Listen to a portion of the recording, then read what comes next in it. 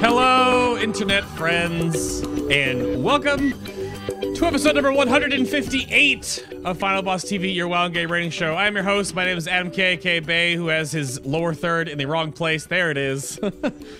And today, as Chad is going to hopefully call it out shortly, we're going to talk about the mathematically impossible Argus, the Unmaker in Mythic Antorus. This is the State of Antorus show. This has been a requested style of show for a while now, to do sort of a, while the raid race is still happening, if it doesn't get killed in 3 or 4 days, to do a show that Sunday and talk about what we're doing. So I'm sitting down with 3 members of the top guilds, and we're going to break it all down, and a lot of the show will just be me not talking and just like letting them talk. So that's fine for me. I'll just control the cameras. But I would not be sitting here right now if it wasn't for a select group of people and the incredible donations and support they do in the pledges, more specifically on Patreon. So thank you to Troffles, Ludovicus, Taislin, R4, Dalthir, Screws Loose, Mia, and Drewish, as well as Chaos. I remember you, Chaos. You do, baby. But if you want to get some behind the scenes podcasts and the show notes and possibly terribly awkward birthday cards or Christmas cards from myself, then you can go check those out over on Patreon. Those are all updated there. We have a huge Patreon update to keep the show rolling and to give you guys back something a little extra. You can go check that out in the last week's episode 157. Go check those out right there. But if you want, this is the BTS for this show we're about to go into today, and we even held back and we still talked for an hour and 16 minutes. So you can go, if you want more of this rambling, then go check this out over on the Patreon page. But that's enough about my ramblings. This is going to be joining us again. I don't know, how many times have you been on the show, Preheat? It's like your second or third, right? It's my second time. Welcome back. Thank you. Glad to be here. You're catless right now. Hopefully you can bring the cats in soon. Yeah, well, yeah, I might have to deliver a little bit on the cat promise, but they're over there. They're sleeping. I'll go bother them in a little bit. And you are actually jumping back into raid tonight, so we have a time budget, right? Yes. Yes, we do. A little bit of a crunch. Absolutely. Joining us for the first time, even though I've known about this guy's face for a long time, there's Cayna from Method. Hello, sir. Hi. Hello. There you go. I thought you were muted for a moment there. Yeah. I have to get used to the push to talk. That's fair enough. But you're not in the raid right, Cayna. Why are you raiding right now? This is like the best excuse ever to skip a rogue splits, man. Like legit, just sitting at the razor, putting on some disco lights. Wait, I where? mean, There they go. I don't know. There they are. The last one won't work, man. I don't know. Used to skip a rogue splits at least. Oh god, you turn your disco lights on, you almost crashed your Discord. It's too good. Look at the bitrate, can't handle you. Yeah, it's actually really nice for the camera. It's like terrible. Yeah, it explodes. And then joining us also for the first time, the fresh meat of the show, there's Bloo from BigDumbGuild. Hello, sir. Hello, everyone. Are you ready to... Where are your disco lights? And your cat? I know. So you missed it, but my fiance came in and stole the cat, and so now I'm catless and disco lightless and What's there to live for at this point? What do we raid for other than cats and disco lights? Am I right? I know. If there's one thing we'll learn today is that in order to be in a top guild, you need to have a beard, some skill, and cats. And wait, why is Cayna? Come on. I mean, he has. Okay, he's you know, it's fine. Yeah, he's got it. We have to ask chat throughout the course of the show today who has the best beard, because all of us have different degrees of beard. So as long as I think that would be Blue. Yeah. He's got I'd like to thank the Academy. It's impressive. Yeah. Yeah, blue beard. Yeah. Oh, the hard questions. Yeah, Blue hands down. 1 vote for Preheat. All right, Preheat, doing it. Yeah. Thank you. Oh gosh. Oh, even my manager votes for Blue. All right, fine. I've been betrayed. I'm totally betrayed from the inside. All right. I get it. So we have a lot to get through today, and I'm going to try to aim this show to be a little more digestible. So we're going to aim for that 90 minutes or so. But real quick, I don't know if you have any shout outs you want to go with? Or of course, if you're sitting right now, you can do that same thing. I'll go to Cayna first. If you have any shout outs or like, who the heck are you? What the heck do you do in the guild that you are apparently in, even though you're benched right now, right? Enhancement Shaman feels bad. Feels bad, man. I don't. I'm Cayna. I've been playing with Method since early, pretty much since Legion. Play Enhancement Shaman and Elemental Shaman as my main, and that's about it. Got really active on the Shaman Discord. If you ever have questions, you can ask him there. Sounds good. Blue, how about you? I am one of the founders and current GM of BigDumbGuild, and been raiding with BigDumbGuild for, I don't know, like 3-4 years now. It's been a minute actually. Otherwise, I make add-ons and weak auras and try and share as much as I can. So shout out to BigDumbGuild, and I mean Mom, right? Oh, there you go. See, he's remembering the important things. Thank you. And Preheat. Yeah, I'm Preheat. I've been in Limit since we formed. I'm an officer now. I play Mage. I stream a little bit, and that's about it. I like WoW. No, what game is that? That was great. What game is that? What are you talking about? What is this? This show isn't about World of Warcraft. We're actually talking about Destiny 2 all day today. Oh man, cheek. Yeah. Crap. Sorry, I need to drop that on you at the very last minute there. My bad.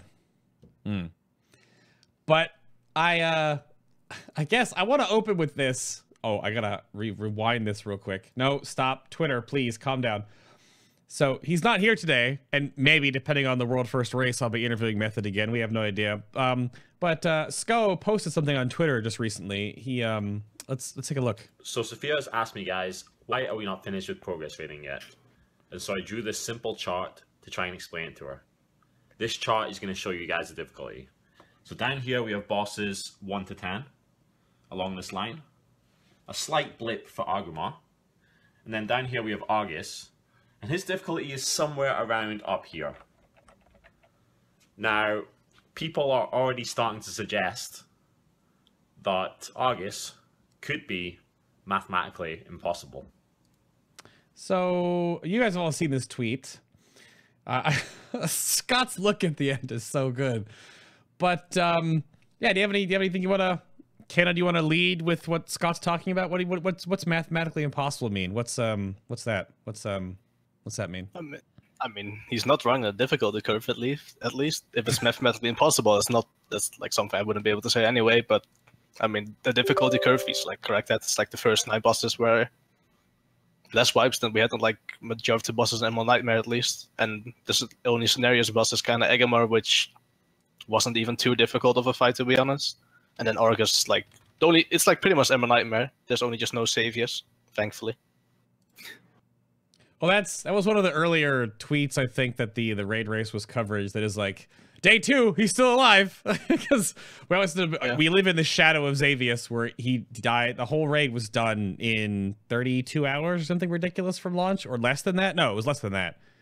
Was it 18? Well, if you count launch from Russia, it's even. I don't even know. Yeah, it was short. I mean, actually, go look real quick. Oh yeah, 18 hours actually. So Xavius lasted 18 hours. So Argus has definitely lasted almost. He's getting close to a reset, almost a couple days away from there. Getting there.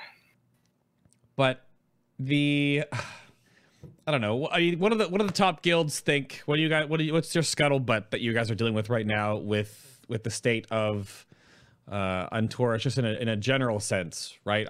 My note here is I said break apart what you guys think compared to what Twitch chat thinks. So, I mean, Blue will go with you guys because BigDumbGuild has the whole, like, day 1, huge push day rating, even though Preheat has something to say about that, apparently, because Limit was right there with you. This tier, anyway. I know. Yeah. They had enough of us, man. They were like, no, it's our turn. Yeah. No, I mean, honestly, I mean, we can see some of the streams right now for Argus, and it's definitely hard. I'm not sure how much was impossible day 1 and how much got hotfixed, but, right. Like, we're seeing footage of the hidden phase already.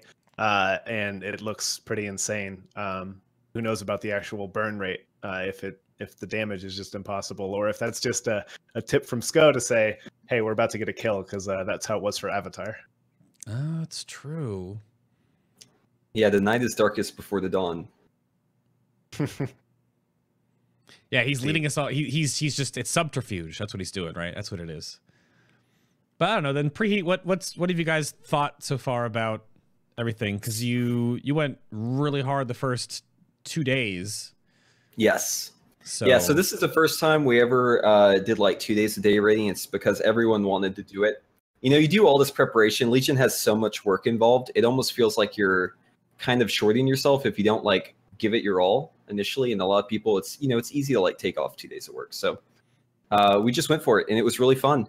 I think that when it comes to Twitch chat versus the reality of the raid, I'm kind of sad. Like I read like MMO Champion, I see what's posted online, and I feel like people are like kind of shitting on the raid a little bit. Like I think it's like a really good raid. Like at least there's been like 2 bosses that like are really solid. Obviously there's a difficulty issue, right? But I think overall, like we've had a lot of fun this tier, and I think that a lot of like what you see in the success of guilds is also that guilds are getting better as time goes on, right? yeah. Well, if I could follow up with that too, I think that the difficulty curve will be better represented in the average guild, because obviously, like certain fights, because it's such a personal accountability design, like top guilds are going to ace because they have high personal accountability. But for a lot of guilds, it's going to be tough to handle 3 mechanics at once on Coven, and so Coven's going to look a lot harder than it was for us, or for us 3. Yeah, there's a weird back and forth that starts circulating every tier, right?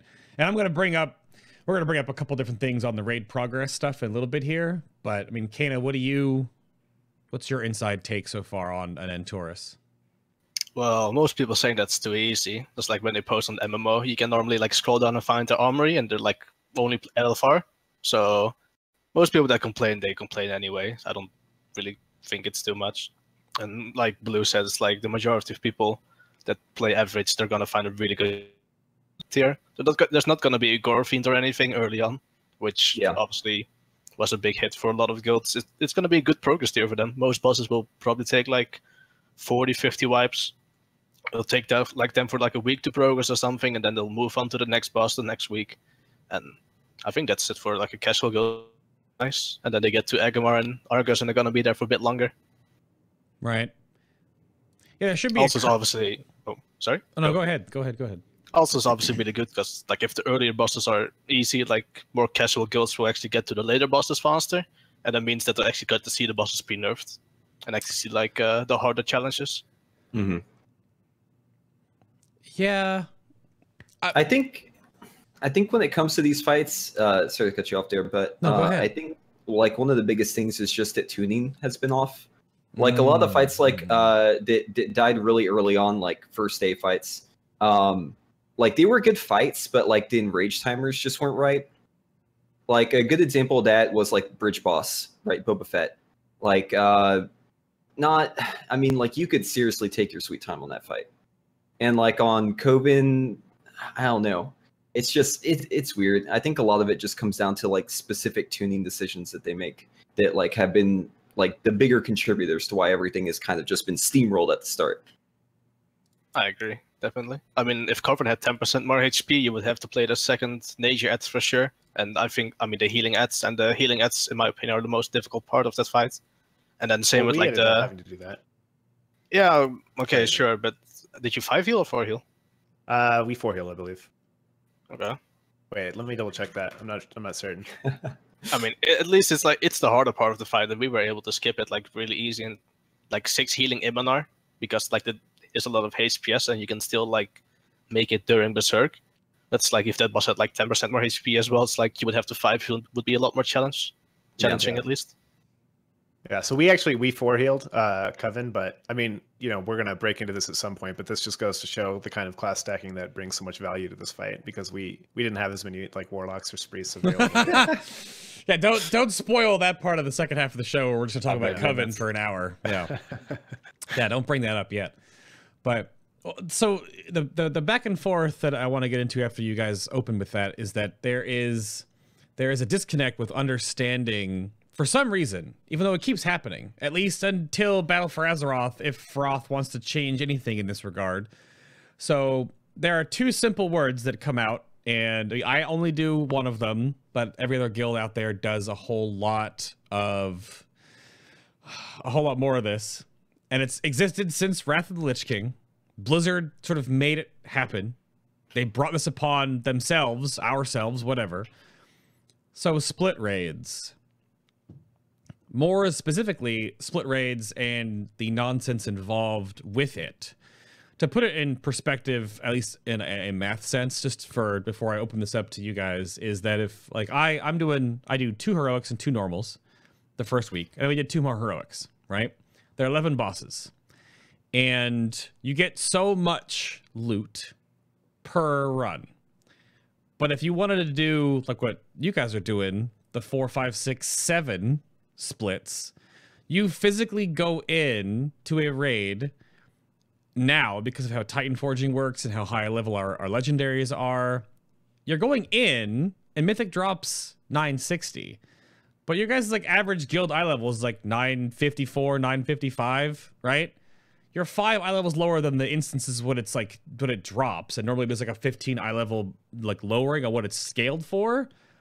So obviously, how does Blizzard make it difficult-ish mathematically, right? Going back to what Scott said, when you're almost at the eye level that drops, you're almost like not getting upgrades because you already have that gear. So I don't know, Preheat or Cayna, go to you because I'm picking on Scott. Really quickly on that, it's like it looks kind of weird as well because you have 2 legendaries right now, right? That are 1000 item level, and then the weapon in general is like really high as well. Yeah. So you still get like a lot of upgrades from Mythic. I don't think there's many people that couldn't get an upgrade at least. Sure. It does help. But yeah, Titanforging is it does make it easier as well. Mm-hmm. It's just the actual sheer number of items you can accrue through split rating, through heroic and normal. And then again, when you after you push your first week of mythics and you just usually go back and do splits again. It's just, I don't think it's an unintentional way that Blizzard can't really react, and the community just keeps throwing it out there, just like it's Blizzard's fault for doing this. But I mean, you guys choose to do it, so I don't know. Preheat, what have you guys done with? So I could bring up this because you guys had 7 splits, correct? Yes. So I'm gonna bring up at least heroic week, yes. Right, heroic week. So I'm gonna bring up an image. You want to talk to me about? Yeah, how absolutely. Splits work for you guys? Yeah, it's up now. So we spent a lot of time looking at the spreadsheets, a couple people in the guild, and we figure out how we can fit this Rubik's Cube together, basically. But the idea here is obviously everyone knows how splits work, right? You just want to get as many people in there to get the gear and not have as many, or not have any conflicts, hopefully. Sometimes there's going to be conflicts. There's always going to be conflicts unless you have 20 different splits, right? Right. But you make do with the best you can do with that. And I mean, I don't think there's anyone out there who loves splits, right? Like there might be some people who are maybe like lukewarm on it, but I don't know. And the point was made like, yeah, we choose to do it, but it's also like it's part of being competitive, right? Like we could also choose like not to day raid the first day, right? But like that would just be like a really bad decision to like still be competitive. So players are always going to take like the path of least resistance when it comes to things like this, and in gearing, this is just too much of an opportunity to overlook. So, yeah. Well, and I mean, Blizzard has only made it more attractive with Titanforging having basically no cap. Back in Warlords, when you could only get say 5 eye level for your Warforged, and that was it. I mean, splits were still valuable, of course, because tier and trinkets and things like that, but when you can add, when you can get mythic gear out of heroic, the more loot that you generate, the better overall. Yep. Mythic gear out of normal. Yeah, out of LFR. Out of LFR. Yeah. Oh gosh. We all love it, and we all love our Arcana crystals too. So. I got mine. How about you? I finally replaced mine. You haven't replaced yours yet, Cayna? What? Nah, it's 915. It's hard to replace. 915. 915. Yeah, I only had an 880, so I finally replaced it. Yeah, you can replace it really easy. Well, 60 eye levels to the Agrimar trinket. Yeah, okay, I can replace it finally. Good. Finally. I mean, I have 2 BTIs as well. 930 Shut up! And 935 avoidance. 1.9. Stop. Don't talk to me about that trinket. It's supposed to be dead and gone. That was tier 0. We're in tier 3 now, okay? Shh. Yeah. Let's just make the best trinket of the game in the whole game drop from a weekly boss. Yeah. It doesn't spawn every that's week. Interesting. I mean, if they're they're prepping to get rid of tier. True. A lot of people are okay with getting rid of tier right now because of the system. So, yeah, well, that's Jim. Well, you talking about with their Jim? Get out of here! Get out of here! There is an Arcano crystal in Froth. It comes from a dungeon because you could get it at BlizzCon. People were already getting it and spamming it in general chat. So, but it looks like it's garbage because it's a dungeon trinket. But that means it's still going to be like way, you know, because Mythic Plus obviously. Anyway, stupid trinket aside, the Preheat, you touched on this because the community breakdown sort of happens into like this hardcore raider burnout, and it's the part of being competitive in split raids. I understand, right? But if Blizzard actually found a way to remove them, like if they were not a thing you could actually physically do for no discernible gain, would the self-inflicted split raid madness stop? And you'd only just run like your normal and heroic, and then you have your mains, and then you just kind of go into next week and do like heroic again, and then just start mythic, right? Like, is that a world that could exist? I definitely don't have a solution, and I don't see any way for it to be fixed. So, if there was some like magical way it could stop existing, then that would be excellent. But I just don't know of any way for this to like finally be put down and everyone be happy. You know what I mean? Well, and furthermore on that, sorry, is that with the current meta of raiding too, you want to have as many geared tunes as possible. You want to have your 5 warlocks and 5 sprees and 5 boomkins or whatever the requires. And split raiding really offers that. So even if they found a way for you to not funnel tunes, you would still run multiple raids opening week, guaranteed. I think that's less of an egregious problem gearing multiple tunes than actually doing 6 or 7, or in this case 6 or 7 heroic and then 6 or 7 normal the first week to funnel like all the tokens to one, you know, all to Cayna or all to Roger or all to, you know, whoever, like, right? Like that's not an intentional way to put an entire raid's worth of gear on one person. That's not intentional, right? Like, and you're talking about let me find this image real quick here. Why would you need? I need this. Wow, progress is so slow right now. Oh, you mean my chest? It's beautiful. Please wait. I have actually my Craig guess about getting it. Wait, I'll link it on Discord. And my and Xerxes cloak as well. So wait, you're talking who would need 5 affliction warlocks? What's this mean? What's this? Huh? 5 affliction warlocks and 3 shadow priests, 3 balanced druids. Class stacking will always exist, right? Based on the encounter, and gearing up your characters through multiple runs is fine, but obviously there's a discernible difference between your warlock named Death at 949 versus Xyronix at 955. There's a difference, right? And there's a huge difference in how much gear can be funneled to a person with splits, right? Yeah, but the point remains that a 940 warlock is going to do better on that fight than the 955 non-moonkin, non-shadow priest, non-warlock, right? Sure, so right. It's one of those things, you know? Yeah, I mean, so like going back to the point of split rating versus like alt rating, right? I love the fact that we get to see the instance multiple times, right? Like that is like such a good way to like train people, and like everyone just kind of gets to see it, gets to get into the rhythm of the fights. It's like, you know, it's like a really good practice time. But the problem is whenever it gets to like split 6 and you're like, oh God, we still have 5 normals and 1 more of these to go. You know, like that's when you're like, that's when your bones are breaking and you just can't believe that you still have to keep going. But, you know, people need their 4 pieces. So you just keep doing it. Until Battle for Azeroth, and then all you need is your 3 pieces of Azerite gear. You got to funnel those to armor types. So yeah, and your trinkets and weapons, so on and so forth. What would make split rating a lot better is then removing legendary's artifact power and Titanforging. Just a suggestion, Blizzard. Yeah, especially the one that he said last. That one. I take all 3 at this point. I take all 3. I'll take 1. I mean, I'm like just anything, please. Yeah. Anyone else like more excited when they heard the announcement of BFA about the stuff they were removing? than the stuff that we were getting. Well, because Artifact Power 2.0 is just, the Azurite, which automatically picks up, right? It probably has like a static value. But then once Ian was just like, Titanforging is staying, there was like this audible groan that just hit the whole convention. Like, oh man. So I think that the solution is simple, is that the previous difficulty should be able to roll up to the next difficulty and stop there. And the Mythic should only be able to go 5 up, period. And I think that that makes the LFR people happy. It makes the normal people happy, heroic people happy.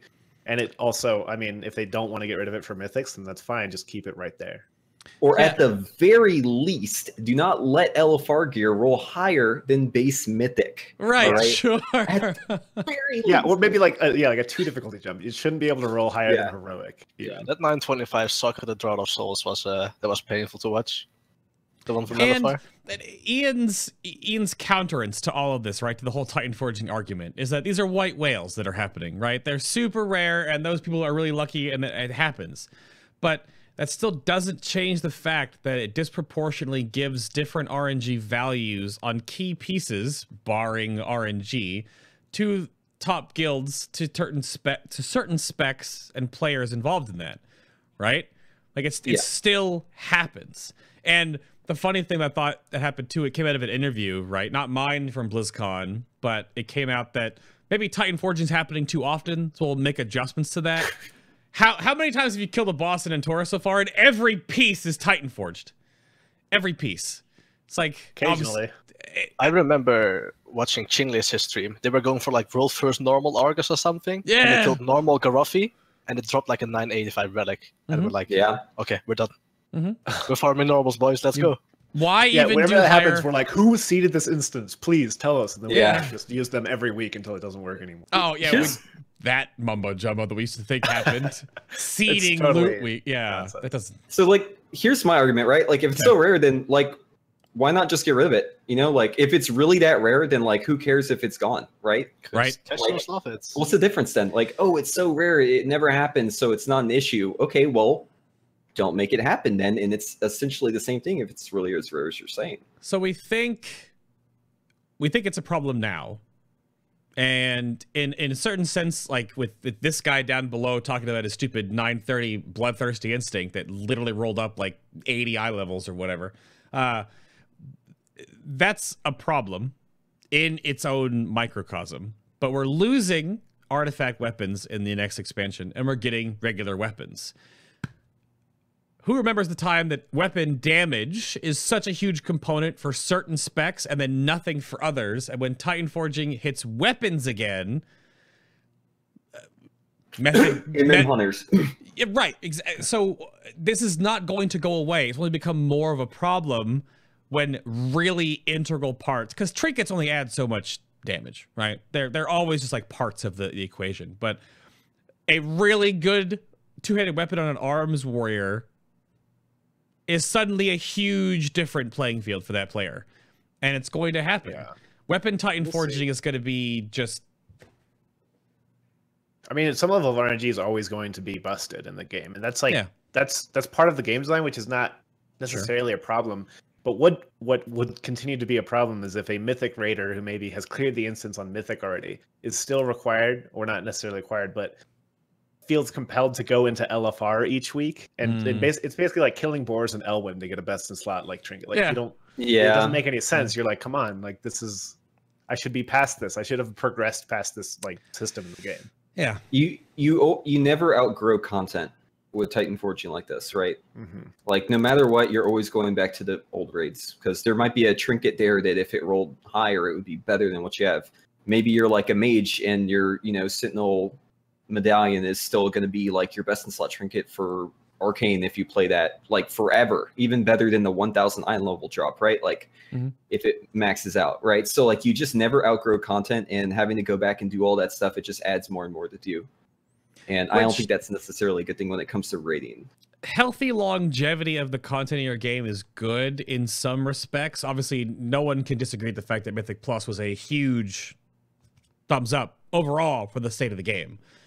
But the fact that, and again, picking on Cayna again, one of the best trinkets in the game for melee DPS hunters the Bloodthirsty Instinct, which comes from Ursoc.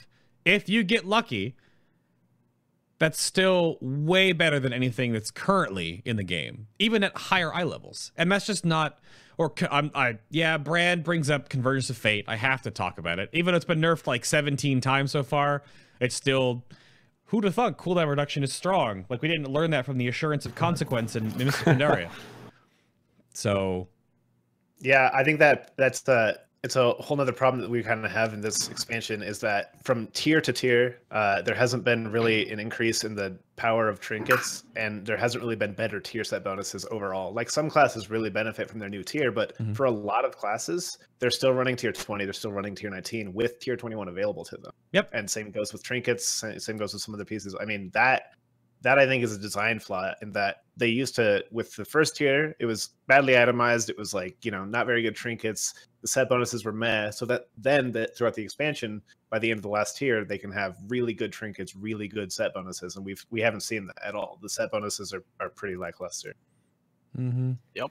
I mean, it's still to the point where, like, for a Frost Mage, it could be worthwhile for you to farm Mythic Nighthold to try and get your 2-piece. So you can run 2-piece, 4-piece. Yeah. Running 2-piece, 2-piece, 2-piece is actually viable at my level. I know there's an announcement shaman somewhere who actually managed to farm like 2 pieces of Nighthold, like 950. So he's running like some really weird things with like Bracer, Twisting Nether Ring, and then like 2-piece, 4-piece. And it seems higher from the Lego Gloves, which is just like complete bullshit. We need to tell Senpai about that. That shouldn't happen. Just gonna get word up on that. I told him to literally stop doing this because it's just gonna create more issues. Yeah. Like, it's just going to cause hotfixes, which wouldn't be too bad. But so why isn't like the new 4-piece just like mutually exclusive with the old 2-piece, right? Like, they, you know, the approach they always take is like they nerf the old like 2-piece, 4-piece, which affects guilds that, you know, may not necessarily be at a point where they can get the new 4-pieces, right? So like that's kind of detrimental to those guilds. And the easy solution is just make it so that if you get the new 4-piece, then the old 2-piece is no longer active, right? Yep. I don't understand why this wasn't immediately done. It's a small indie company, and we just don't have the technology. I mean, they could also just make proper 4-pieces. I mean, at the end of the day, the fault lies with Blizzard for just making like really bad 4-pieces, and there's like feedback there. Yeah, like hunters are like, hey guys, we won't use this 4-piece because most bosses are single target, and this is an AoE only piece. It doesn't affect single target. Maybe you should consider changing it. They just don't. It's like, what are you expecting that's going to happen? They're still using like tier 20 now. They're still farming 2 months Garrus this week to try and get higher pieces. I mean, they should listen to feedback about those things and actually like do something about it. This whole bubble what we're talking about right now, and this whole thing, right? And many of the people that are listening to this right now, or eventually on iTunes, Stitcher, Google Play, right, the audio only, or on YouTube, that this is not just this water cooler of the best players in the world just bitching about something that only affects them. The trickle down effect of split raids or this gearing system or tier sets all funnels into, well, how are guides written for the general player base? How are Icy Veins and Wowhead guides put together? What information do they say?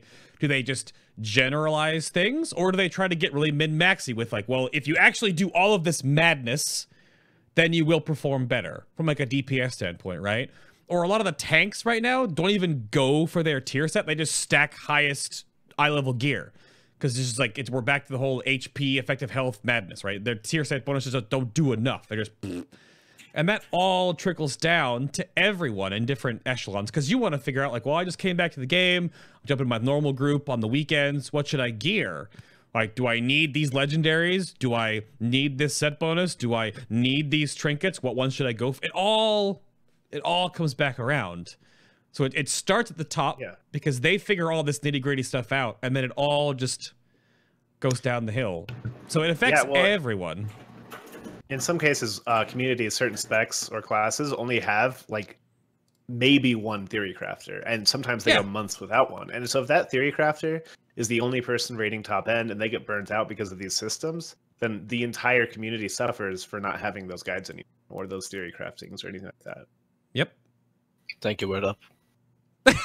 Yeah, word up, don't go anywhere, please. You know? So it's a very real thing for sure. And I guess I'll interject real quick with my solution, I suppose. The only thing I can think of to kill split rating, and then I'll get your guys' feedback on this, and then we'll move on. Makes loot super boring. And then we've talked about this a couple different times on my stream recently, just to get like a litmus test from chat, right?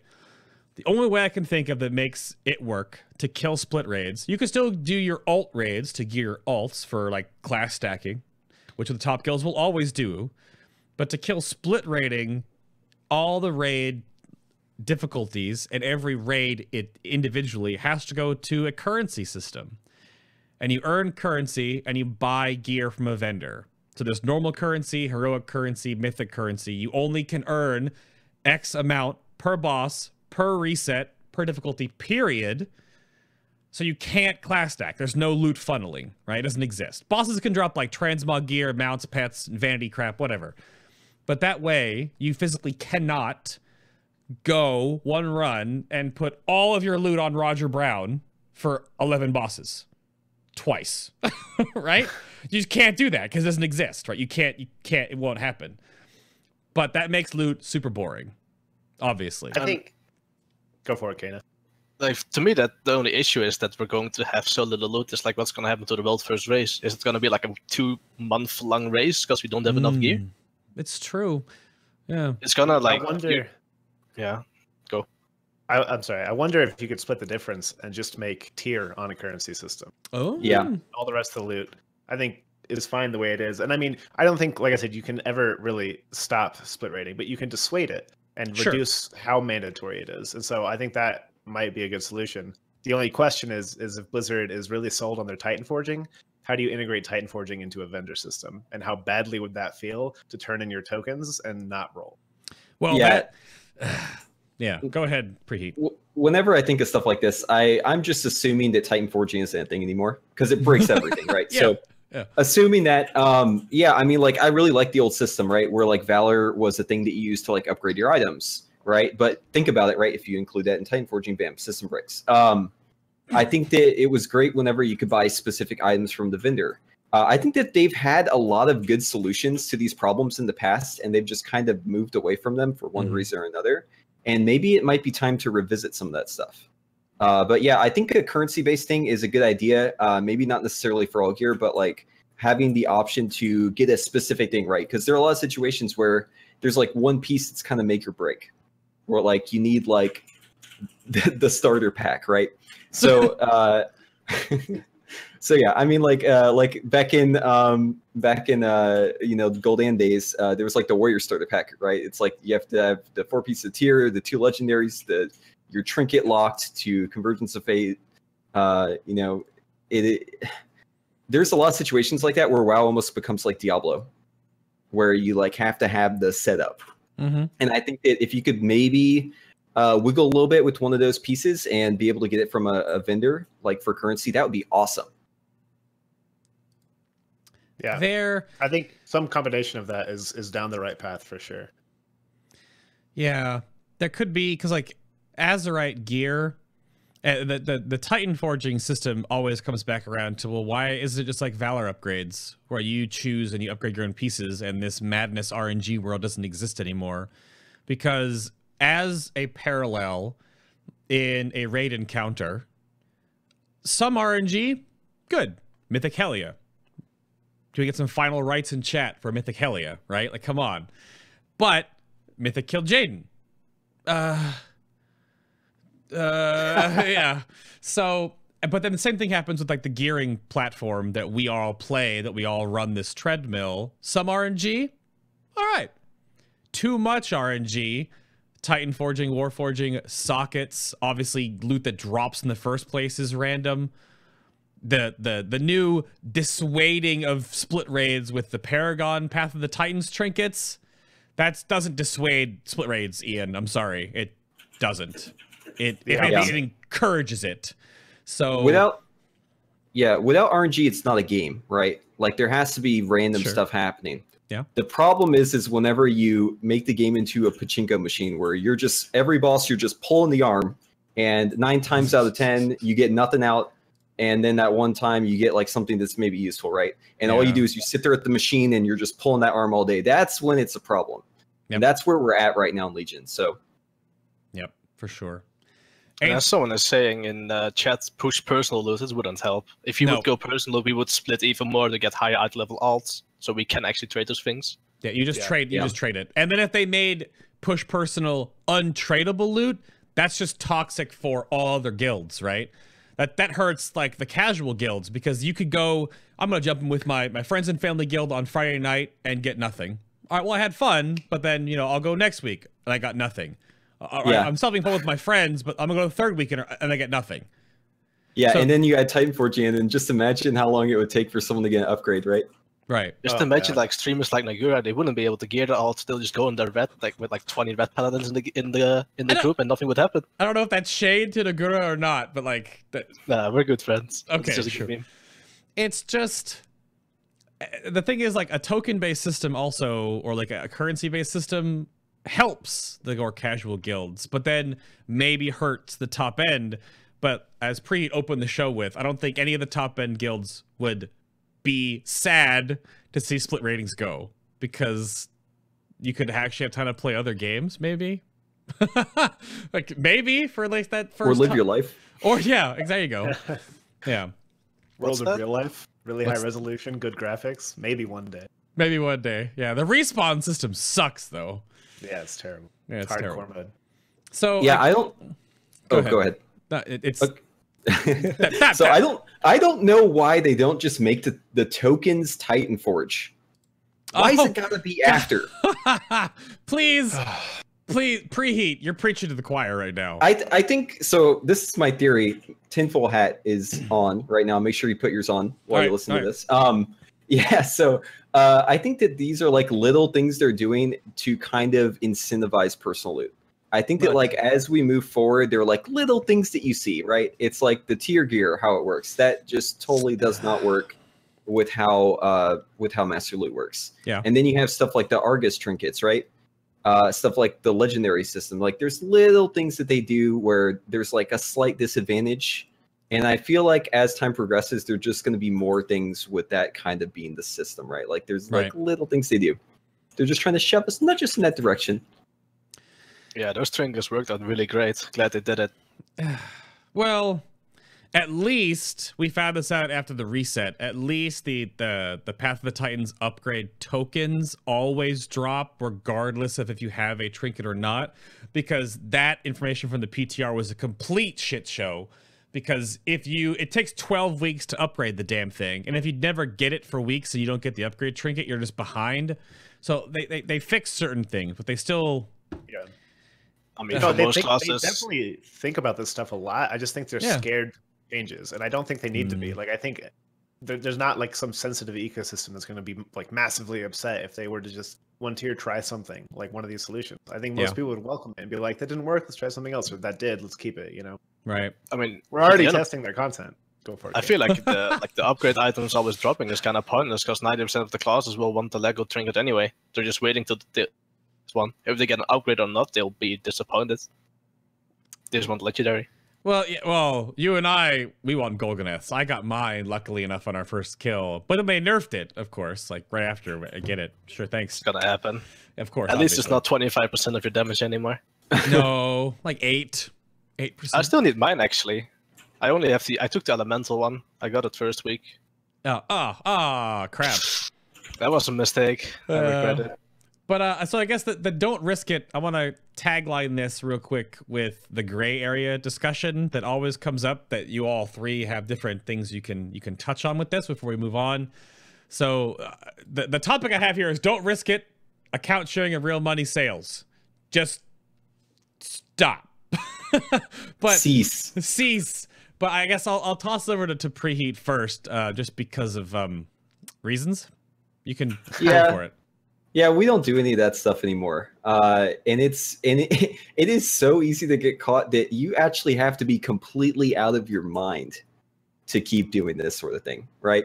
Like, especially when it comes to the account sharing stuff. You know, like, you're going to get caught, and people are getting caught even for not really doing it. Like, it's a lot of false positives too. Yeah, I mean, like, I think that they've really cracked down.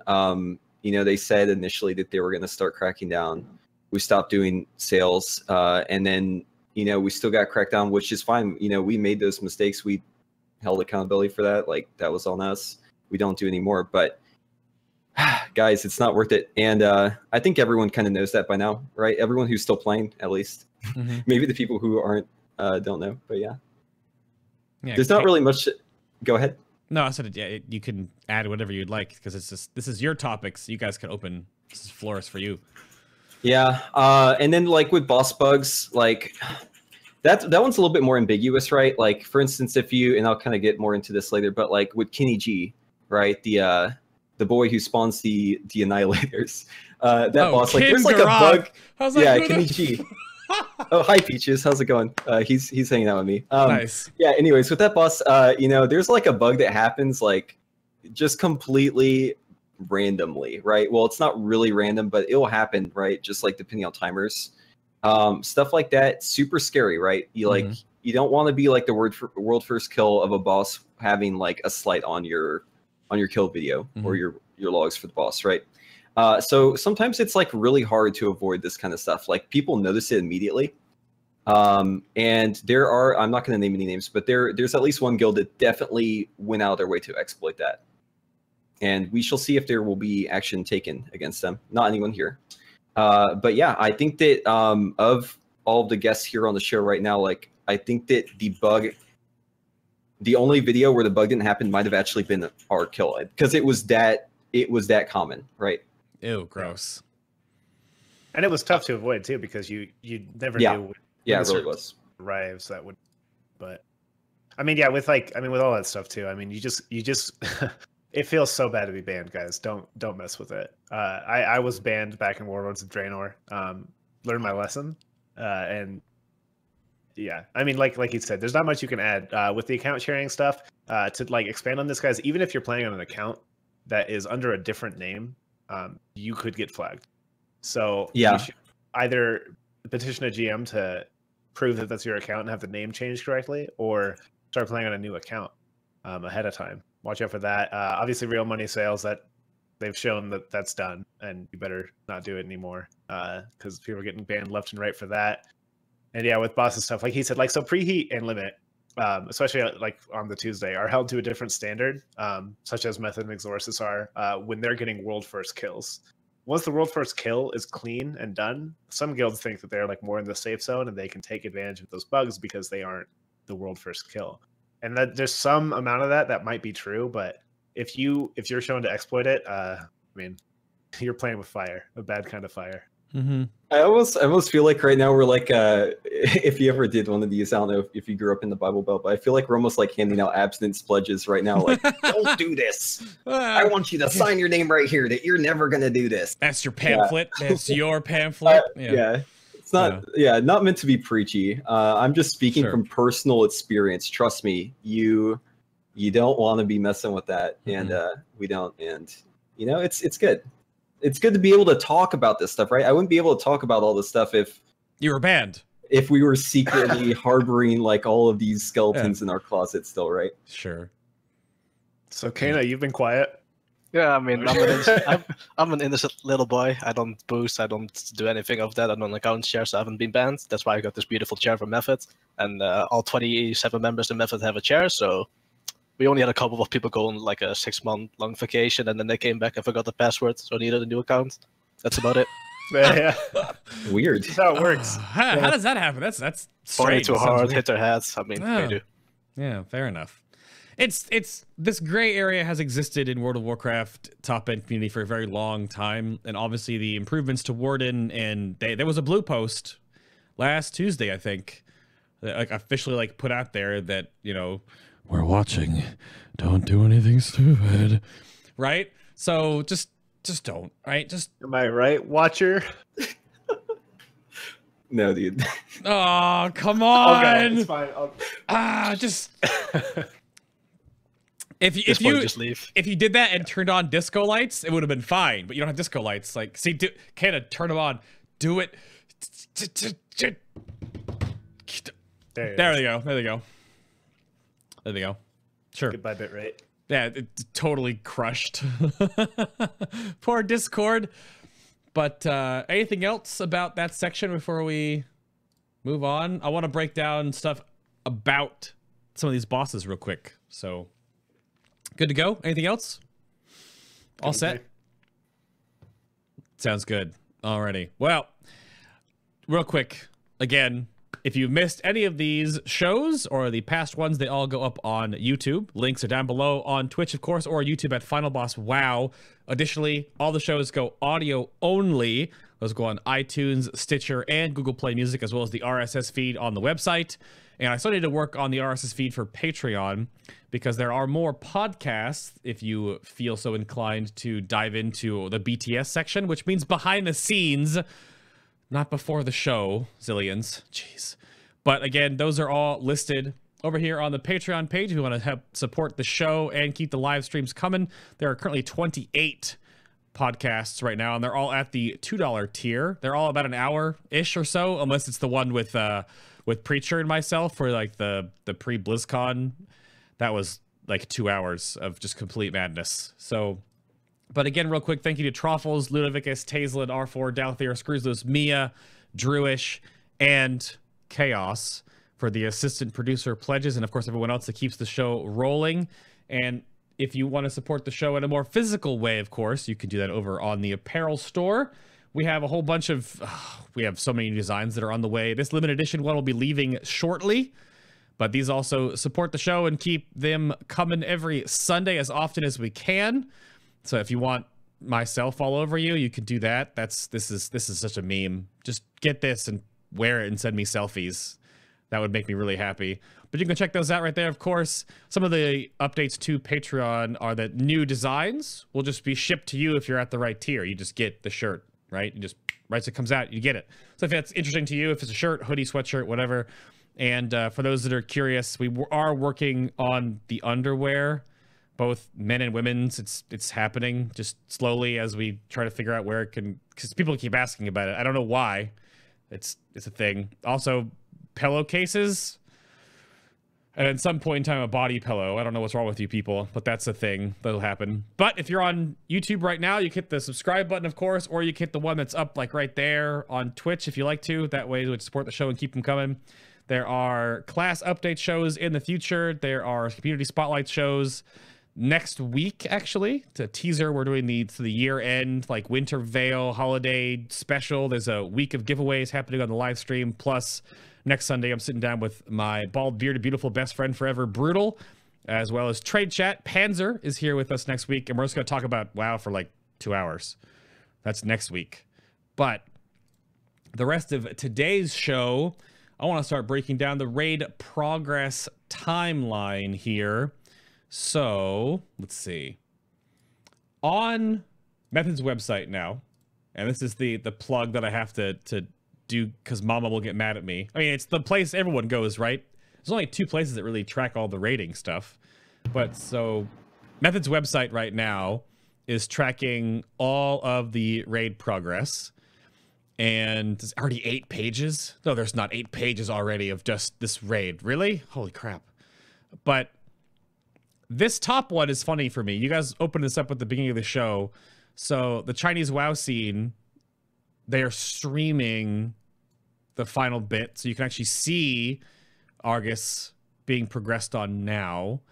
Cayna, do you know how this tier is a little different, but has anything changed? Is there any options looking at going forward with Battle for Azeroth about changing up like the streaming thought, or how kill videos will be released? Is there gonna be like a powwow behind the scenes that'll change like the 5 kill unspoken rule kind of deal, or because they just stream everything when they get to it, and that sort of ruins a lot of the mystique, does it? When we get...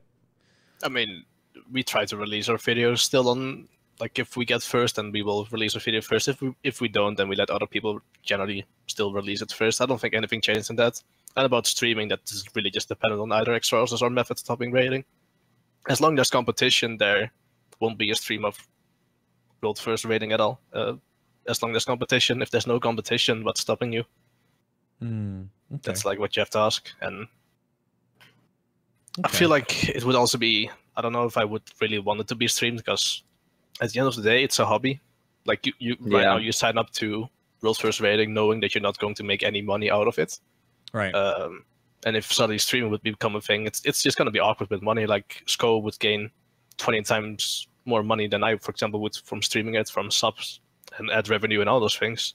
So how are you going to deal with that? And there's a lot of, I feel like, internal issues that could happen when you actually want to start streaming, outside of like people performing worse because they're either reading Twitch chat or they're like not listening to tactics because they're actually talking to it and stuff like that. So I don't know how it would work in a World First Guild, and personally I would rather see it not happen.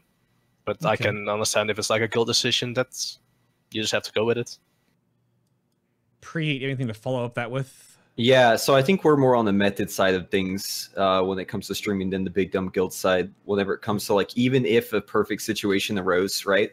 Let's say ideally we had no competition and we could just stream to our heart's content, right?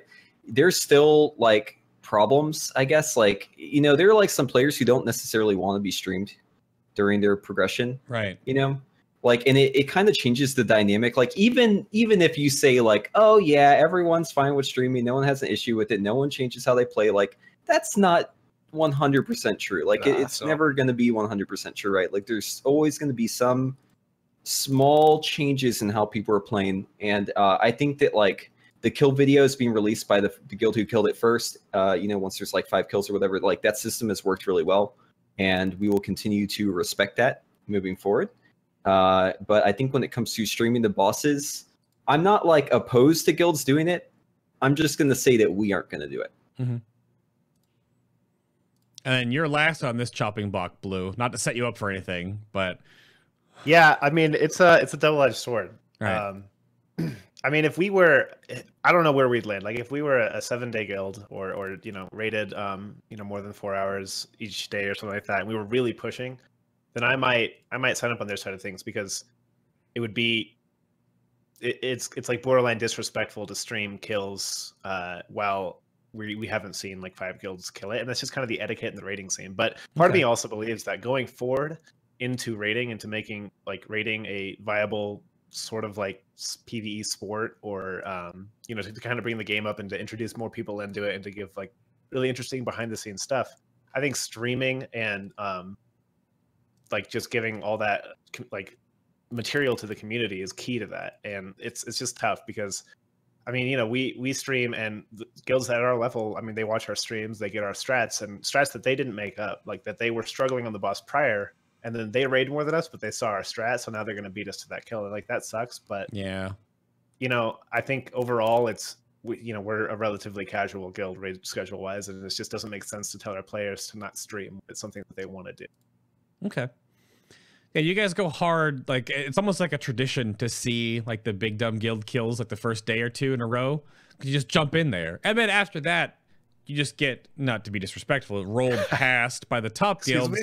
So yeah, exactly. Yeah. No, I mean, we only raid the 4 days a week. Right. It's just the day raid on the Tuesday, so we get past pretty quick over the weekend. We're stressing right now. Monday couldn't come soon enough, but yeah, hopefully we can maintain some of this. There's a lot of little things to take into account there, I'm sure. But I was curious if that was changing. I know that Exorcist, they've been back and forth on how they've been treated, or how the raid team's been treated by Blizzard a couple of times, because they've had like the 2 big Reddit posts. I've talked to them on the show before when I interviewed them recently. You can go, of course, check that episode out if you've missed it. Like, that was a whole big back and forth that they were this dialogue. And even recently there was a tweet that was sent out about how Blizzard just straight up changes their strat they had for Agrimar as they're doing it, so they couldn't do it anymore. And that keeps seeming to happen in the back end. Probably does with at least with Method Limit and Exorcist in that regard, because they're going to be changing things, fixing timings or whatever, because they're watching you GM mode. But the live beta testing, the live Q&A that keeps happening with the top guilds obviously has to get to a breaking point where you're just like, all right, we're done with this. And if that rating scene changed, then if there's no competition, like Cayna said, do they just stream everything? Like, that would ruin the whole raid progression thing. So there's a lot of, I wonder where the straw that breaks the camel's back. I don't know where that would be at all. If this Well, is it's big. tough Yeah. because like they would need to fundamentally change a lot in order to make it so that like there wasn't such a massive disparity from like what Method is doing and versus like what the average, like guild is doing, because then they would just average guilds would no longer make their own strats, and I think rating would lose like a really fun part of it because they would just watch Method. This is what Method did. Here we go. Yeah. I think that's already kind of true though. Like I think most guilds use like the strat of whatever video they saw initially, right? And sometimes it's funny because sometimes you'll see like it not really be that good of a strat, right? Like sometimes I can't really give any like specific examples off the top of my head, but usually there's only like maybe 1 or 2 flavors of a strat, and everyone pretty much just follows. I mean, Maiden of Vigilance, for instance, would be a strat. Well, Where, I mean, Method got baited, but we got like we took a bullet for you guys. You can thank us for that one. For the people who didn't know, pretty much what happened was we were doing the solo tanking thing with the hammers, and Blizzard was like, how about you stop this, or we will buff the amount of damage it does until you just literally can't do it. So we had to take the smashes with the group and the tanks to even like to kill it, yeah. And then after that, they just didn't fix anything, and other guilds did it, and they didn't do anything about that. So they just gave us like an extra 40 pools pretty much by taking a less effective tactic. Thank you, Blizzard. Appreciate it. Yeah, that's super weird. We actually had a different, going back to Kenny G, my favorite boss. Yeah, not really. But we actually had a very interesting strat initially on that fight. And we were getting like pretty far in. In fact, we were like probably 1 or 2 pulls off of a kill, and it was actually hot fixed mid-pull. And we kind of had to redesign our strat. So yeah, it definitely happens. I think whenever it comes to being like a live QA tester, right? It all depends on like how egregious like the offense is. Like you have certain situations, like for instance, Kill Jaden, where it's like, why are we even trying on this boss? And luckily, like Limit didn't really ever see like too much of that. Like by the point we got there in TOS, like most of that had been kind of figured out and hot fixed. But you know, sometimes it's like a little absurd. yeah, I mean, not to throw shade at Exorcist because I actually love Exorcist so much, but from what I understand, their strat involved so many demon hunters, and that got hotfixed because they were dodging the stacks from the ads. Yeah, and that needs a hotfix. That's not a strat. That's I don't not know if they viable. actually. I doubt they actually did that. I think it was more of a meme. I could be wrong. I doubted it. I mean, I know there were some issues with like if you properly push the boss during a sequence, it would like not spawn wakes during the intermission. And that got hotfixed, and that changed the tactic a bit with like how you would push the boss and stuff, and how he would then come out after a phase. I kind of feel like they had the same hotfixes as we had. I think I'm not sure if it was specifically that, but I think it had to do with how the dot damage works with immunities, because we noticed that it actually was changed from the dot damage not affecting you while you're immune to it would still kill you while you're an ice block or whatever. Oh. Yeah, that is because We did notice that, so. Well, there was the point where we were like on PTRs, like how do we deal with this? Because there were like way more ads back then, I think. And we kind of figured, how about we just run like 40 mages and we just have them all run into the middle. Is everyone immune? Like just like Anks with off shamans and shit to keep the healers alive, and bubbles and shit. And like tanks, I don't know how the fuck they would do it. We just res them up, I guess. Like that was literally like a thing that we had to consider, yeah. So we told Blizzard like, maybe you should look into immunities on this fight, and thankfully they actually did. They've definitely done some interesting forced changes to immunities in Antorus, where you can immune like the damage, but say for on Iminar, you'll still get rooted, even though you're immune. Stuff like that they've definitely done. And if the dot ticks through ice blocks, because that's, I mean, Cayna, you and I are talking enhancement shaman to enhanced shaman brother right now. The fact why we were so bad last raid tier is because we just died to everything, because we couldn't do anything, because all these immunity classes could ignore all this madness. But now, because they even can't ignore all that madness, we're kind of like a little bit better. It's a little bit. Yeah, I just made sure that I had a 20% avoidance set ready for progress. Yeah. Which I have 13% right now, so I'm yes. Nice. Oh, go ahead. The only thing I can like change is like swap out my BTI that's 930 with socket for the 935 that has avoidance. That's the only thing I can swap out. To keep bringing up that damn trinket. Yeah, someone just brought up a funny example. I actually had forgotten about during Sisters. This is last tier, right? Sure. You were actually able to like immune the incorporeal shot. Hi. So we were doing that. So we were doing that, right? We're totally doing that, and so we're about to kill the boss. Everything's going great. I get the incorporeal shot. I'm like, all right, boys, let's do it. I immune. Turns out mid-pull they fixed that. Bam! I get instantly killed. Dead as and hell. the whole raid takes damage. We still kill it, but it's in the kill video. So people are like, they'll watch the video and they'll be like, why did you do that? Like, are you an idiot? Why did you immune the incorporeal shot? It's like, dude, that worked. That got fixed mid-pull. And I was murdered. Yeah, actually, it wasn't ice block, it was a bop. But yeah, I was murdered. Yep. Sometimes like the hotfixes benefit the like next guild's coming. In your case, that almost screwed you guys. But like, you know, as a good example, is that Iminar, it was missing a mechanic for Method and everyone else. The bridge used to just DC half your raid the whole time. Oh, no, we had that. We would have two-shotted the fight, but it took us, I think, 12 pulls because we set to 70 men to fight with 6 healers. Our tank DC'd every transmission for the entirety of Prague, and we had probably 3 or 4 other people consistently offline. They fixed it a little bit, but we had like still had it. We had like 3 of our best players who had the bench on that fight just because they were having DC issues. Yeah. That's luckily it wasn't a tank or healer, so that mechanic is you're just DC. Yeah, like our tank Fox would come back online and come back to the fight with like 7 or 8 stacks of the rocket from the bridge. Exactly. We just like sack him and heal him through it. Nice. Seems good. Yeah. All I'm saying, we would have killed Agamar like 2 hours earlier or something if we didn't have those DCs. Thanks, Blizzard. So this whole rigmarole brings us over to that nonsense, right? All that ridiculousness brings us to like the community misconceptions, primarily dominated by what Discord creates in the whole like raiding scene memes, and it's fine, right?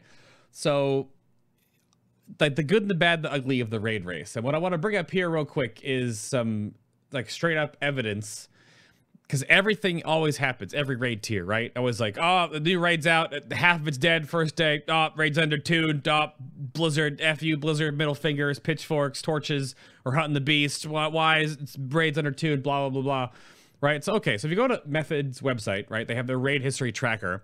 I'm going to go back to last expansion, right? So we have High Mall. High Mall was done in 5 days, okay? We have Blackrock Foundry was done in 11 days, so 1 reset. We do have Hellfire Citadel. That was actually 2 resets. Hop over to, so far, this expansion. We had Emerald Nightmare. Obviously an egregious problem. Emerald Nightmare was basically like Nax from Wrath. 18 hours to clear it. Helia lasted 3 days. I was only 3 bosses. However, Helia was a fantastic encounter at eye level. Best boss Legion. Gul'dan, 11 days again, so 1 reset. And now we're in Tomb of Sargeras recently, which was 19 days. This was 2 resets. This was the longest time I think any N-tier bosses lived since like the earliest expansions, like TBC and Vanilla. This is the longest time, but that's because the flippant amount of errant RNG on Mythic Kil'jaeden was actually laughably hilarious. And the problems that Method was dealing with for like 2 days where it was essentially unraidable because all the timings and madness that was happening. So check this out. MMO Champion forums, like the top guilds are good because of, again, we talked about all the split ratings and madness and Titanforging, all the time they put in, right? Blizzard can only tune so much, but when you see when they over-tune stuff on purpose, that's when they get delayed. Because the only thing that'll delay the top guilds is RNG and math, not mechanics. I thought you said meth. Sorry. Math. Just cracking up over here. Yeah. I was like, wait, what? Come on. No, math. What's in that bottle, Cayna? RNG. I'm telling you, it's hooch. It's Scott's can't talk sweat. about this. I can talk about Argus Mythic. I just can't talk about this. Yeah. Performance enhancing. Performance. Yeah, exactly. So I look at just like there are facts out there that show this is a thing. The top guilds are going to clear every raid within 2 weeks. The only time it's not happened in recent memory, years and years, is because of Kil'jaeden's madness. It took 2 resets, right? So the difference is, so what did you, exactly. Nighthold, so Exorcist had 248 attempts to down Mythic Gul'dan. Very, very good fight. Controllable, a little bit of RNG, just a sprinkling of RNG on top, right? Versus, good fight. Huh? Was it a good fight though? Well, Just didn't need phase 654 wipes that Method put in for Mythic kill Jaden. The amount of time it took was like good, but the fight itself, I think, was really meh. Okay. But I mean, this is the whole point I'm bringing up to you, Cayna. Like, because obviously the most trophies sitting on the panel today of world firsts. Is there an amount of pulls on an end boss that is like the bread and butter zone? 300, 400? Is there somewhere in there like... I wouldn't say it's based on the amount of pulls, but just the amount of time it takes. Oh, time, okay. Like, amount of pulls, the first night, we killed Fallen Avatar Mythic in the first reset on Tuesday evening, and then we went to take a look at KJ before going to bed, and that evening alone we farmed like 100 wipes in like a couple of hours, while at the end of progress you would maybe get like 10 pulls in a couple of hours. Mm-hmm. So the amount of wipes, like, it really just doesn't matter. It depends on the initial state and like how hard phase 1 is.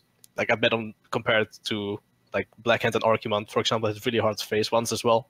So that just puts up the wipe counter, where like, for example, Gul'dan, phase 1 was so boring and long. Yeah. And you could sometimes wipe to it, but you could barely wipe to it. Right. So in general, like for Mythic progress, like 1.5 week is like really, really nice for like world first progress. After that, you're kind of getting tired of it. KJ was too long. This tier has a chance of being too short.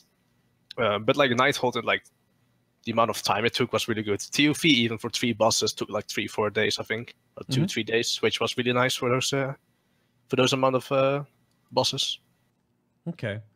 So it's the overall time, not the pulls, because sometimes you can.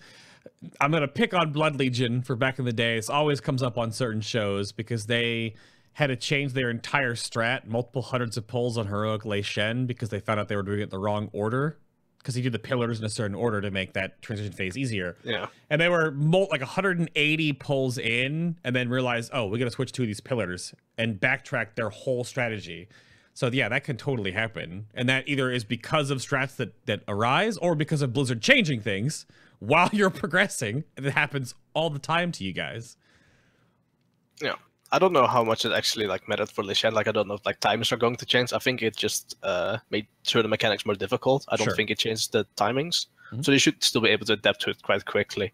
But yeah, like just like things like that, like they're gonna add up to like wiping, like it's gonna be like the wipe to time counter is gonna be different. Okay. Another example of Blood Legion 1 is that they, on Spine of Deathwing, I think this is like a bigger one that kind of messed up their strat. They were actually using Solar Beam to like silence the ads whenever they would explode the low bloods, and that wouldn't affect them. So, and then that got hot fixed, and I think it set them back right when they were about to kill like hundreds of pulls. Yeah. Right. So I have an example of like one situation. This is like obviously not anywhere in the same stratosphere as that, right? But like on I linked it here in the Discord. But basically, what we were doing whenever we were killing Kenny G was we were having all of the fill ads be tanked by a Blood Death Knight just far away, because those soaks that those ads create, they actually have like a range to them, right? I think it's like 45 or 50 yards. And if you aren't in that range, then you don't get affected. So essentially, you can delete the whole enrage and what order you have to do it. You can just not worry about that. Just so long as the tank can keep up the ads. Mm-hmm. Initially, we had the tank take them in the poo-poo in the back, right? Like the green stuff. Okay. And they didn't spawn the circle. So we were like, okay, we can't do that again, right? Because we're removing the mechanic. We have to like have them spawn at the very least. Sure. So then we had him bring him in a little bit closer. And then mid-attempt, we were like really close to a kill. And suddenly they started spawning around the room. They basically took the spell ID for the ad one that would only affect in a general radius, and they changed it to the boss's radius one. Okay. So little change. I mean, that's the reason why we didn't just kill that boss in 30 minutes, because we had to basically just immediately switch what we were doing.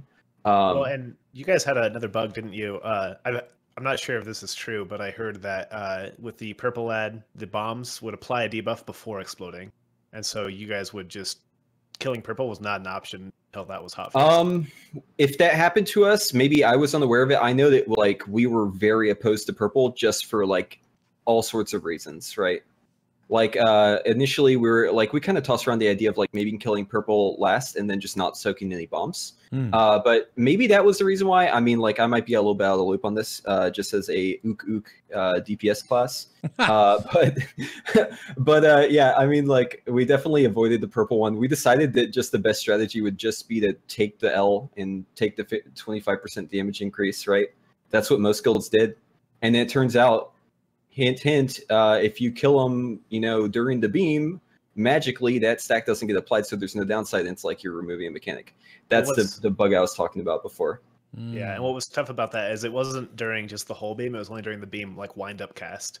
And so it was super, like, difficult to tell when it was happening sometimes. Yeah, we all we noticed was that sometimes it wasn't applying, and we were like, we have to avoid that, whatever we have to do. We just decided just to play it safe, so...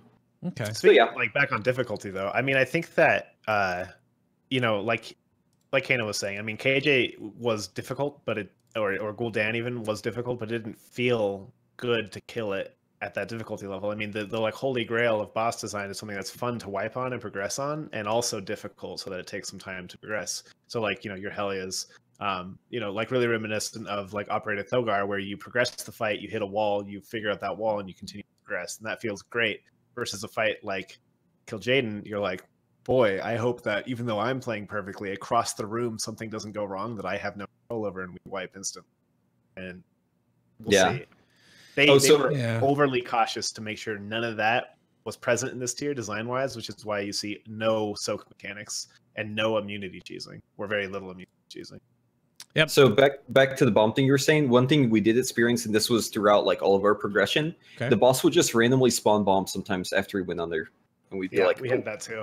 we gotta deal with those now. Cool. This is all curtailing on the Kingaroth stuff that you guys wanted to talk about. Yeah, for sure. Was that all about him, or before I move us on to the other fight that has a lot of nonsense? I think yeah, I think that's about it. Yeah. So that wraps in to Coven, or the Coven of Shrivara. So what's the story with this encounter? I might toss it over to Cayna first, because his response to this topic last night in the BTS podcast was very method, I guess. Just like the way, because this fight looks like a complete madhouse, except when you do things like this. I mean, this was Limit's kill. I mean, you know, let's hang on. There's a tank there. Oh, and there's another tank, but there's no other. Oh, there's no melee. Oh. I don't know, Cayna, what did you guys think of Coven of Shrivara? It actually is one of my favorite fights this tier, but it's just so easy. You just gain too big of a benefit for having range. Like the most difficult part of the fight is killing ads that spawn in corners. As a melee, you can hit one and then question your life, and as a range, you can stand like around the middle, or like at least hit like 4 of them and clear half the room. We were one of the first guilds to kill it with actually like bringing a melee. We brought Perfecto because there was no point not to. He's a rogue, he can't die anyway. I think he actually ended up dying on the kill though. But like there's like just too big of a benefit, like especially like really good multi-dot classes like Shadow Priests, which will just dot up 5, then Twisted Fate pops in and everything starts dying, including the bosses. Warlocks, they dot things and you don't need to heal them. It's like, I think Limit... I was actually very confused about this. I actually want to ask you, Preheat, why did Limit bring 5 Warlocks and then 5 healers? When we brought less Warlocks and less healers and could survive it fine? So this might have been hotfixed later. I think that... I'm not sure if you guys like killed it before it was, but... The storm was instantly ticking. Yeah, we ticking had every 0.5. Yeah. Okay, yeah. So because of that, we basically decided that the fight was so easy, right? Like the tuning was completely off. So we just decided, screw it. Let's just make it easy, right? Oh, okay, that's fair, I guess. You know, sometimes it's just easier to bring in more healers, even though you might not necessarily need them whenever the tuning's off. I just go. Oh, I was gonna say, like, I'll preface this also by saying, like, I wasn't in on that fight, and I wasn't really making strat decisions, or who to bring in. Mostly that was being done by Max. So, like, I don't know like the full details. What I do know is that that boss brings up like a huge can of worms, right? It's like the elephant in the room. Why are certain classes able to multi-dot spread and everyone else can't? Like, what's with this niche, right? Like, why do they design bosses where you can do this, right? Like, just look at literally anyone who isn't a warlock or a priest or a moonkin on a fight such as Coven, compared to anyone else, right? Like, why is there this huge disparity? Hold on. Going back, error. I need to correct something. Yeah, you were bamboozled. We did not fight feel that fight. You were bamboozled. Yeah. Well, I mean, that's good because my meme is that we fight with me, so... Yeah, there you go. I just had tags PM me and correct me on that, so I appreciate that, tags. Yeah. Well, I was bamboozled too, apparently. Preheat, you bring up the whole point of the multi-dot classes, and that's fine, because there are like 5 different pillars of damage, right? So there's single target burst, cleave, AoE, and multi-dot. And Blizzard tries to make different fight encounters that sort of air to different one. Obviously, like Antorus High Command is just Beast Lord. It's just errant cleave AoE, right, the whole time.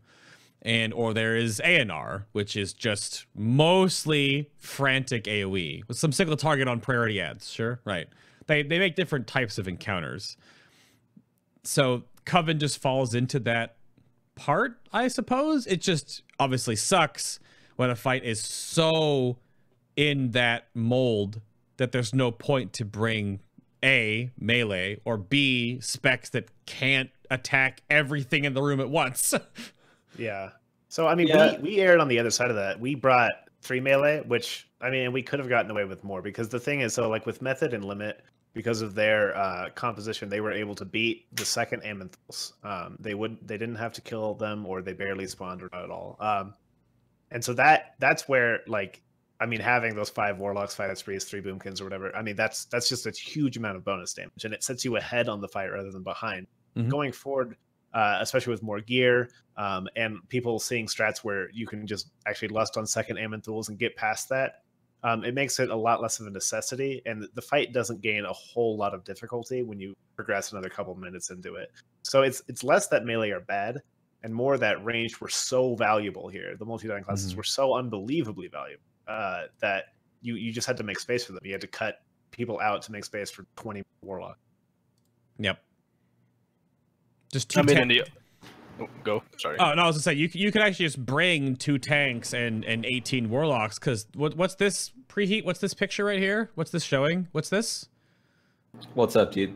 I don't know. I'm looking. It's the Warlock. Oh, it's the Warlock healing madness. Oh, there we go. I see it now. Yeah. So this. Sorry, it wasn't showing for me. Yeah, I was like, what does he want? Why is he asking me? Yeah. So here's the thing, right? Like, okay, so there's this niche, right? Some classes are good at it. Some classes aren't. Whatever. That's fine. But then you add in like, why? Okay, so why are they so good at single target then? And also, like, on that point, like, okay, it's gonna sound like I'm bitching because I'm a mage, right? I'm just like bitching about Warlocks. But like, for real, like, why are they so good at everything, right? Like what's going on here? Like, you have a healing ability that is baked into their rotation, right? They don't lose damage from doing this. This is just what they do. And you could cut it in like literally a fourth, and it would still be better than everyone else's healing. Like, and then they're also insane at multi-dotting. They're insane if ads die. Like, literally the only niche that they're like not, or like lukewarm on, is like movement. But even then, that's like, I don't know. I feel like movement isn't really like, it's kind of like a false niche, right? Like you can like supplement in different ways, like with roars, with portals, with other stuff like that. So why are Warlocks like this? Like, please, someone explain it to me. What's going on here? Trying to get Warlocks nerf stat. What's going on? Someone just give me like a good argument for why this is the way it is, right? I mean, I personally don't think it's too much of an issue, because it hasn't been an issue before. It comes up now this tier because it's actually like the best DPS spec, but the self-healing has been there. The first time I really noticed was since Nighthold.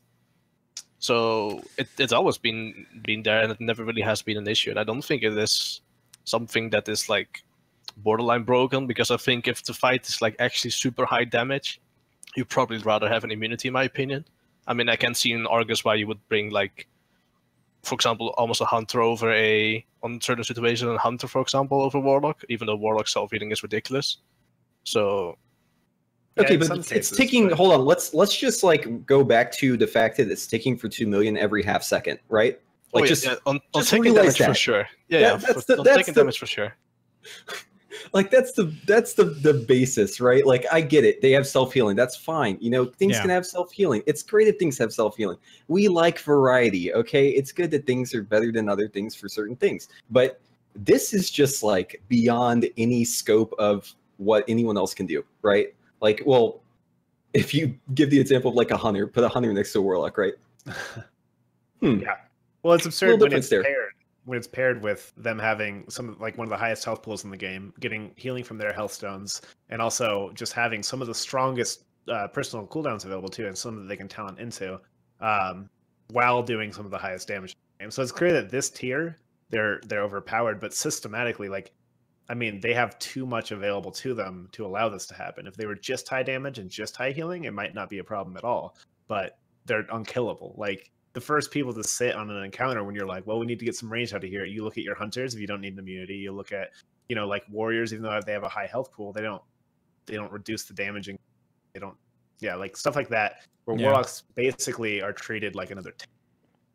Yeah, welcome everyone. By the way, welcome to the Warlock episode of Final Boss, Yeah, where we you were discuss wondering Warlocks about and all the issues with them. Yeah. you're wondering about when the class catch-up episodes are going to happen for Legion. This section right here, but there obviously is slight disparities in the scaling on how certain things have gone, because obviously it wasn't like this in Emerald Nightmare or, you know, even in Nighthold, nowhere near as egregious.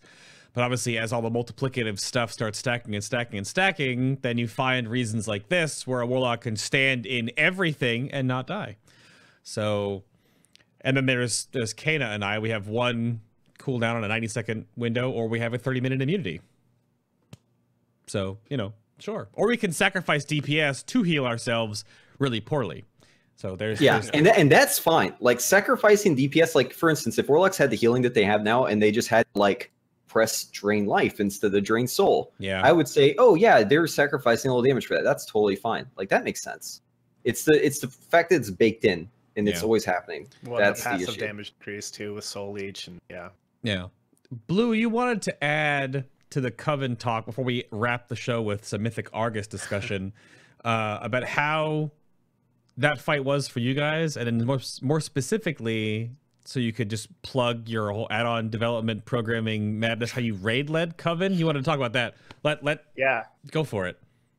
You know, I'm a little worried about bringing this up because I'm scared of the repercussions going forward for other guilds. Well, but like there are private streams that people watch. Come on. No, so okay, so here's the long and short of it is that we found some libraries for low latency screen sharing, and we wrote a couple scripts so that whenever I have to sit, I can have multiple point of views, private stream to me personally, with about 20 millisecond delay. So basically nothing, as much as Discord.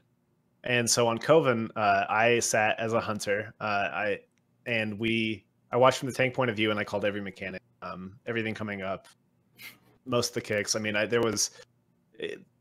no one had to do anything but listen, and that's a huge value, I think. I mean, on some fights, you really get overwhelmed, and like you have to break up things into multiple raid leaders, and sometimes things get missed, and assignments have to be done on the fly. When you have one person dedicated to that like I said, I'm worried that there's going to be a surge of coaches in World of Warcraft, and I don't know if that's good for the scene or not. So the chat reaction Brand says is 21-man rating.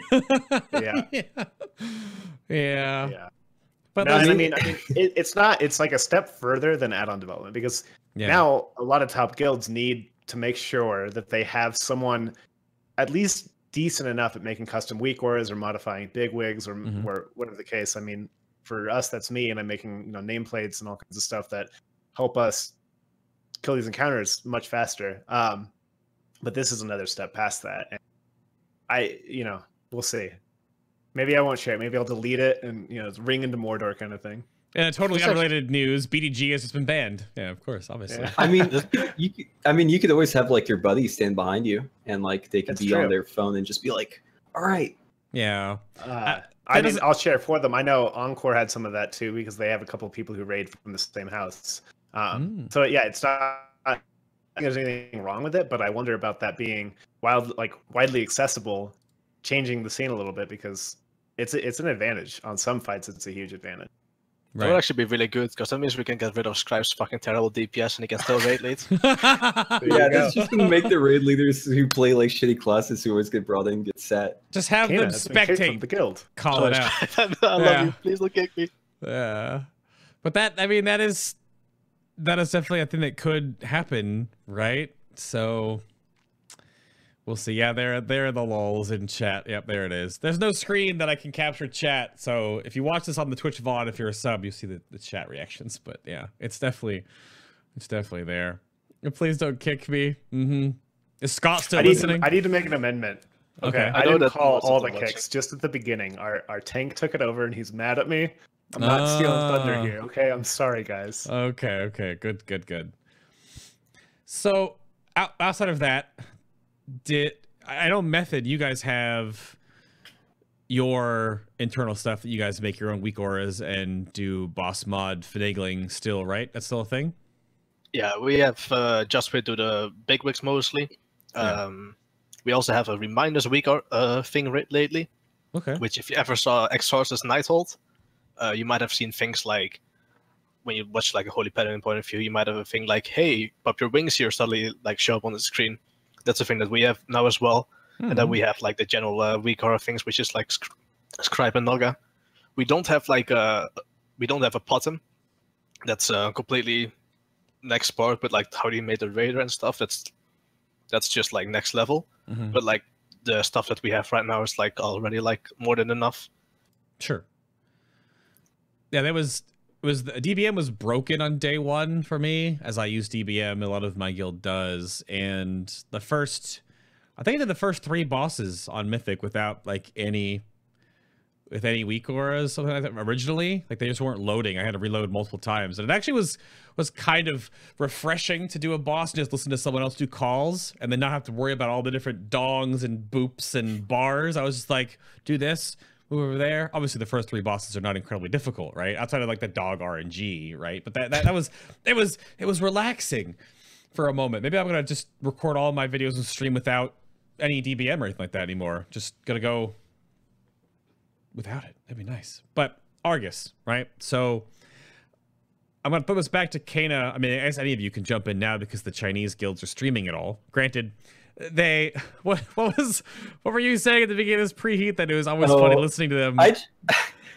So I just love the Chinese guilds because they like freak out. Like the boss will like get 1 HP lower than it did before.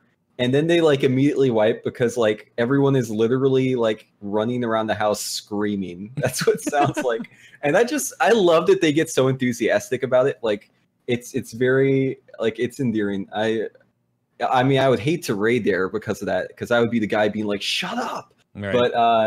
But it's just it's the greatest, man. It's so good. But Cayna, can you want to give us any inside information during, outside of Scott's tweet we saw at the beginning of the show, but is there anything that you have to discuss about or say? People were asking earlier about, compare, Gul'dan or Helio or Kil'jaeden to Argus from your experience right now or what you guys are dealing with currently. Like what can you talk about with Mythic Argus? I mean, like obviously like the main mechanic people are seeing is like the main additions, like phase 1, phase 2 are pretty much identical, even with timing wise. It's like really, really close to what it is to heroic. It's just a new mechanic that is added, which is there's 2 debuffs. One requires you to spread, and the other one requires you to stack. And if you have to spread and someone stands too close, they get a debuff, and it ticks for like 700k or something, 800k per second.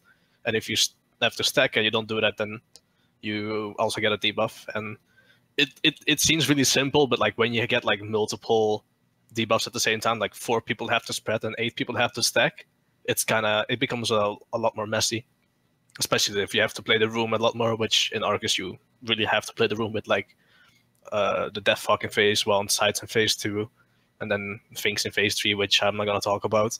Sure. But yeah, like the fight is complex, and I can see a lot of people do like very different tactics. It's not like Kill Jaden, where you really kind of have like one way of killing him.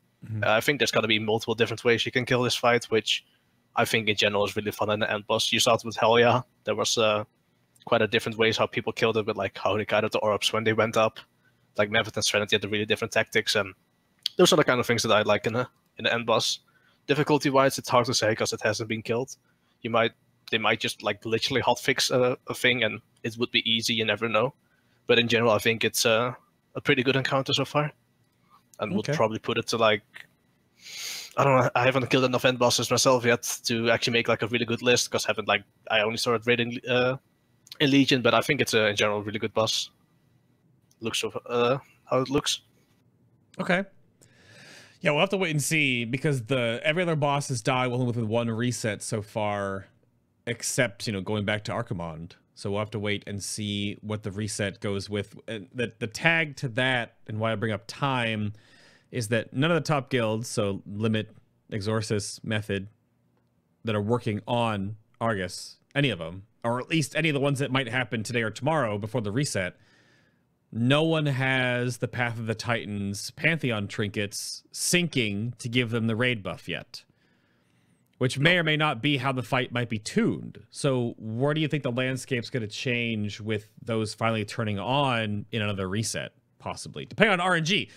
What if Exorcist gets all the trinkets and they all turn on and they get legendary and they have 6 and all of a sudden they get the kill and Method doesn't? Yeah, like, will that be...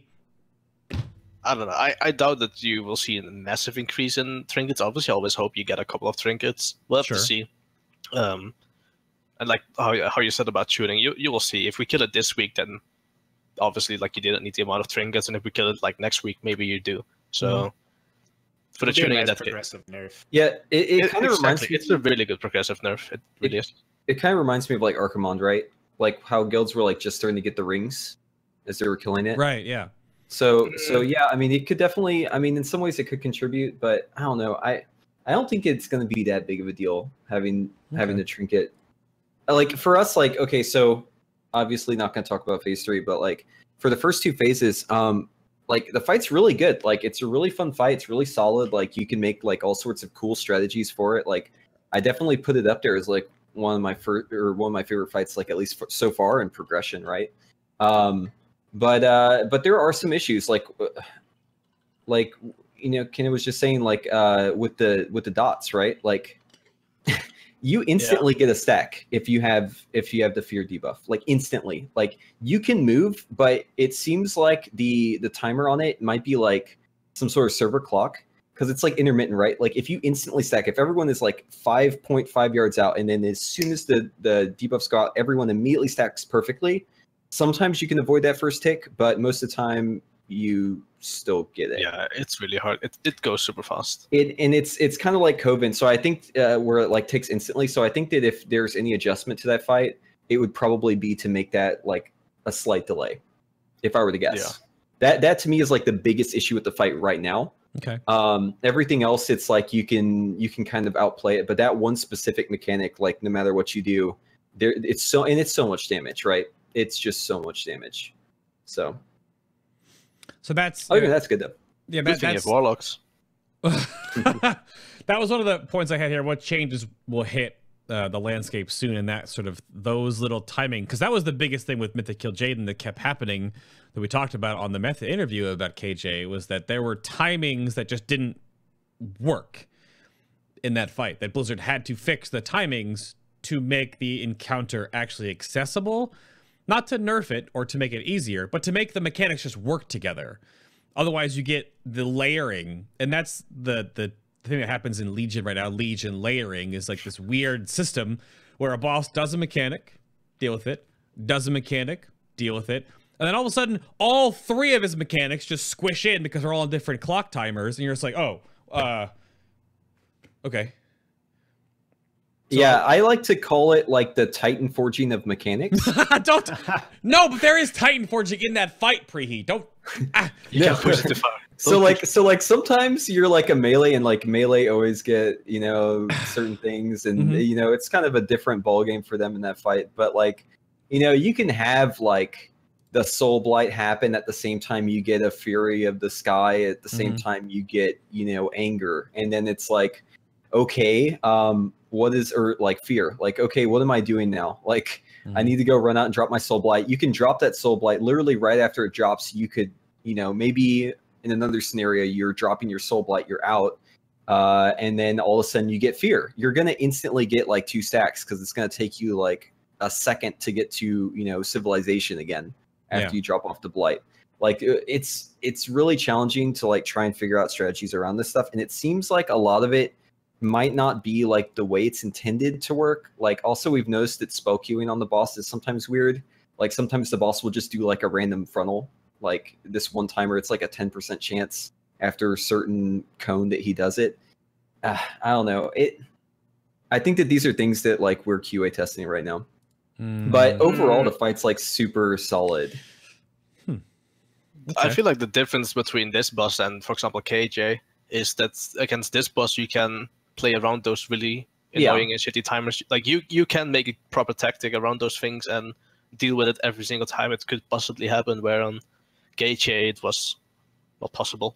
Yeah, I'm not saying that they're similar in that regard. I'm saying that inconsistencies like that seem to me like stuff that might be changed in the future. Okay. Maybe. We'll have to wait and see.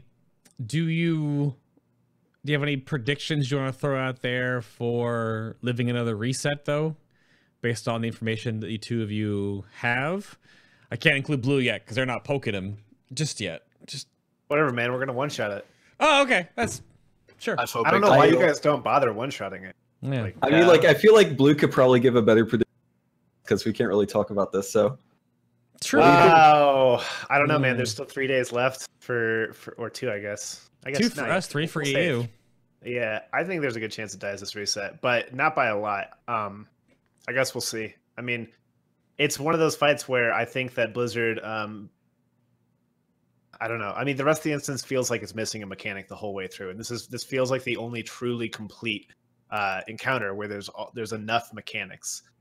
yeah, and so I think that they have tuned it according to what they need everyone's gear to be, and I think that it has a 30% chance of lasting until next week, and then it will fall over really fast. Right. yeah, that's a good point about the missing mechanics. It really does feel like some bosses are just missing something. Like you're like, you're kind of like what? COVID, most notably, like. Yeah, like during testing, we were kind of thinking that on COVID. We were like, okay, what's missing here? Like, have they not implemented a certain thing? And during testing, the testing just to get it out there, the testing for COVID was a complete dumpster fire. Yeah. Okay, that fight was not working in any way, in any capacity. All right. However, it was still kind of weird because we were like, there's got to be something missing here. And then it gets even worse if you go to normal. Oh my God! Whenever you're clearing normals, it's like the target dummy. Yeah. I feel like I'm just in Orgrimmar hitting the dummy. Like that's no difference from any boss on normal though. Yeah. The chat brings up they probably just took out a load of soak mechanics across the whole raid. Yeah. It could have. That would have been funny. Yeah. But I think on some fights too, like Veramothras, obviously, I don't know. The fight's begging to be cheesed. Like it desperately wants to be cheesed. And when you cheese it, it feels like normal. And so that's where it's like something's missing here. Something isn't like right. It shouldn't feel like normal. Agromar, after you finish with the ads, it feels like normal again, with like slight changes, you know, or heroic. About Veramothras, what you said, it can't really feel like normal because there's no Plague in normal, and the ability you cheese is Plague. Yeah, so heroic, sorry. Yeah, so here's the fix for everything, guys. Delete Titanforging, or cap Titanforging to the next difficulty, delete normal, and like we're done. Everything's easy. Yeah, there we go. Sounds pretty good. All right, Blizzard, you heard it here. The way to fix your... I mean, you can contact me and give me a job at the description. yeah, exactly. Please hire him. Yeah, I've preached the choir on that a lot of times, that I think normal should just be LFR, essentially. And then you have a medium ground between normal heroic as heroic, and then you have mythic as it is. So, but there's also a back and forth too, where if mythic is way too difficult, then it keeps this incredible wall away from people. So I think there's like, we opened the show with how the curve is good and it feels very Siege of Orgrimmar-esque, which I'll bring up Siege of Orgrimmar real quick here in the the rating progress, because it's very similar. So Siege had 14 bosses, and when you've got that many bosses, we've 11 in blah blah blah in Antorus right now. So Siege, right? So there was 14 bosses. 11 of them died in the first 2 days, as you see here. Blah blah blah blah blah blah blah blah blah. Right? So, and it kind of happens when you have this many bosses. But then there was a huge delay on Garrosh, 15 days, 2 full resets. So this is just how raids are. And there's historical evidence that shows this over and over again, that the first 70 to 80% of all the raids are always just like, 2 to 3 to 4 days or less. And the last boss or 2 are just that's how it goes. That's just how it is, I guess. Nighthold, everything. Elisand was killed first week. Tomb of Sargeras, Avatar was killed first week. Yep. Everything. Yep. I mean, there's obviously still a difference in clearing Alessandra on Tuesday evening, like a couple of hours before reset, and clearing all the first 9 bosses in less than 12 hours. Yeah, that's definitely that's definitely true. But yeah. I don't know. I don't think it's anything new, but I also think that this tier specifically has been a little bit too steamrolly at the start, just because of like we were talking about before, with the little tuning issues. Mm-hmm. Yeah. A couple of those bosses, they could have been really good bosses if they had just been tuned a little tighter, or a lot tighter. And it is how it is, I guess. So we'll take a couple questions from chat, and then we'll wrap this up here, because we're basically just at time. So if chat, you have any questions, then you can go for it and get something, water coolering with the guests right here. Northern asked, if you look at heroic kill counts, there seems to be some roadblocks that many guilds are tackling against. Any comments on that? For heroic, I would assume the first roadblock would probably be Iminar, with people not moving out from the sleep canisters. It's so frustrating, but I can't. I don't know. Where do you guys see roadblocks in the raid? Because the first roadblock for you guys was just Agrimar. I guess Kingaroth actually slowed limit down the most, but that's because of a whole slew of things we talked about earlier. So yeah, I feel again, I think that chat is going to be right on with this. I think the difficulty curve will be very well represented in the average. I think some of these fights, player mistakes will be punished, like Iminar, where it's hard to keep yourself alive if you're not that self-aware on Coven. But for the top guilds, it was just steamrolled because it's not a challenge for them. Right. So, Iminar, the hardest part of Iminar for a lot of guilds was disconnecting. True. Yeah, the hidden extra mechanic, not in the dungeon journal. Yeah. Right. Yeah, speaking of roadblocks, I'm surprised that Kingaroth wasn't a roadblock like Gorefiend. That's what Cayna talked about earlier, that there was no Gorefiend boss. Which, I don't know if Gorefiend is a good design or not, to have your mid boss as strong as your penultimate boss. I don't know if that's because he was a gatekeeper, right? So many guilds roadblocked at Gorefiend back at HFC. It was insane. Hundreds of them. But you can already see it a little bit. Method obviously doesn't stream, but they less than 10 shot basically everything but our Agrimar. But there's guilds live streaming, including ourselves in some bosses, where you see them wipe 20, 30 to 100 times on some of these bosses. I'm not naming names, but you can see that difficulty curve start to take effect. And that's tough to balance, because again, they're missing mechanics. They're missing that extra level of coordination that's going to challenge the top end guilds that Agrimar has. But the rest of the instance is it feels incomplete. Right. Well, Ian openly said that this raid tier would be easier on purpose than Tomb of Soak-Garrus. But that was mostly a design flaw, with 7.5 out of 9 encounters having RNG elements. So that was just not fun. But yeah, you can never take word to them, because he also said that Surrender to Madness wouldn't be a problem at this original. Hey, come on! I called out Surrender to Madness and Quickening and Blessing of Might in beta, and they were all problems. I called out. I tried to help. We all did. I mean, there's just so many things where it's like, they say things, they think it's okay, and then it happens, and they're like, Right. Yeah, I don't know. It's like a very bureaucratic kind of thing, kind of way of going about things, right? Like, yeah. I think they get I don't know. gridlocked. I think they have these ideas, like I was saying earlier, and they just don't make them. Like they're scared to, or the bureaucracy gets it. But they should make them. Be less scared. Like, I'm sure that there are good ideas there for like fixing these issues and people who are like forewarning, right? It's just like somehow, you know, at the small indie company of Blizzard, the word just doesn't quite get from point A to point B, or decisions aren't made. I mean, like, I think that they definitely try to do their best, but I don't know. Sometimes you kind of expect a little better, and you get a little let down. Yeah, I think with this instance, they just split the difference. They don't just avoid everything that was Tomb of Sargeras, like it's the plague. I mean, I think they should get some soak mechanics back, and they should have some of this tier's mechanics. And I mean, not on every boss. Yeah, Cayna's like, go away.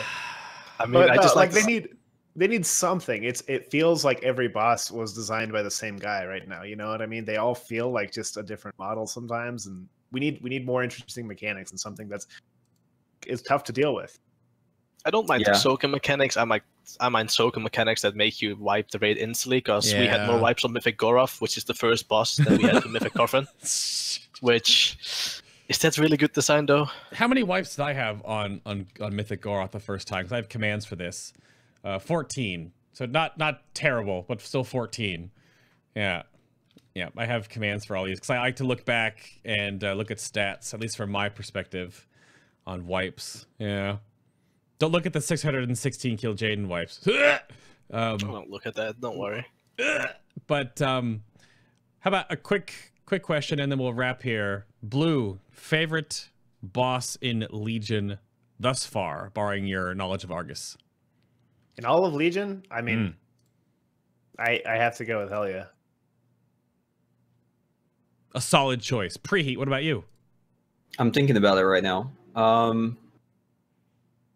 Yeah, I mean, Akermar was more up my alley just because I really liked how mechanical it was. At least maybe our strat was like that, and maybe there's an easier way of going about it, and we're just dumb. That could happen. But I don't know. I'm gonna go with it's definitely not a boss in TOS, I can tell you that. Yeah, Helia was pretty good. I also like Scenarios a lot too. But that's just me. Maybe I'm just a weirdo. That was back before Fire got its like first wave of nerfs, and we've never really been buffed since then. So maybe that's why. Did you guys 3-tank Dragon Corner Scenarios limit? I did. Yeah, we did. Okay. We did too. Fun times. Method was just like strong armed it. Like, Casuals. Yeah, you guys are actually first, man. I don't know what to tell you. You know, sometimes Method like really the thing that like impresses me more about Method than anything else. It's not like the world first that you guys get. It's like the fact that you guys just like do the bosses as God intended.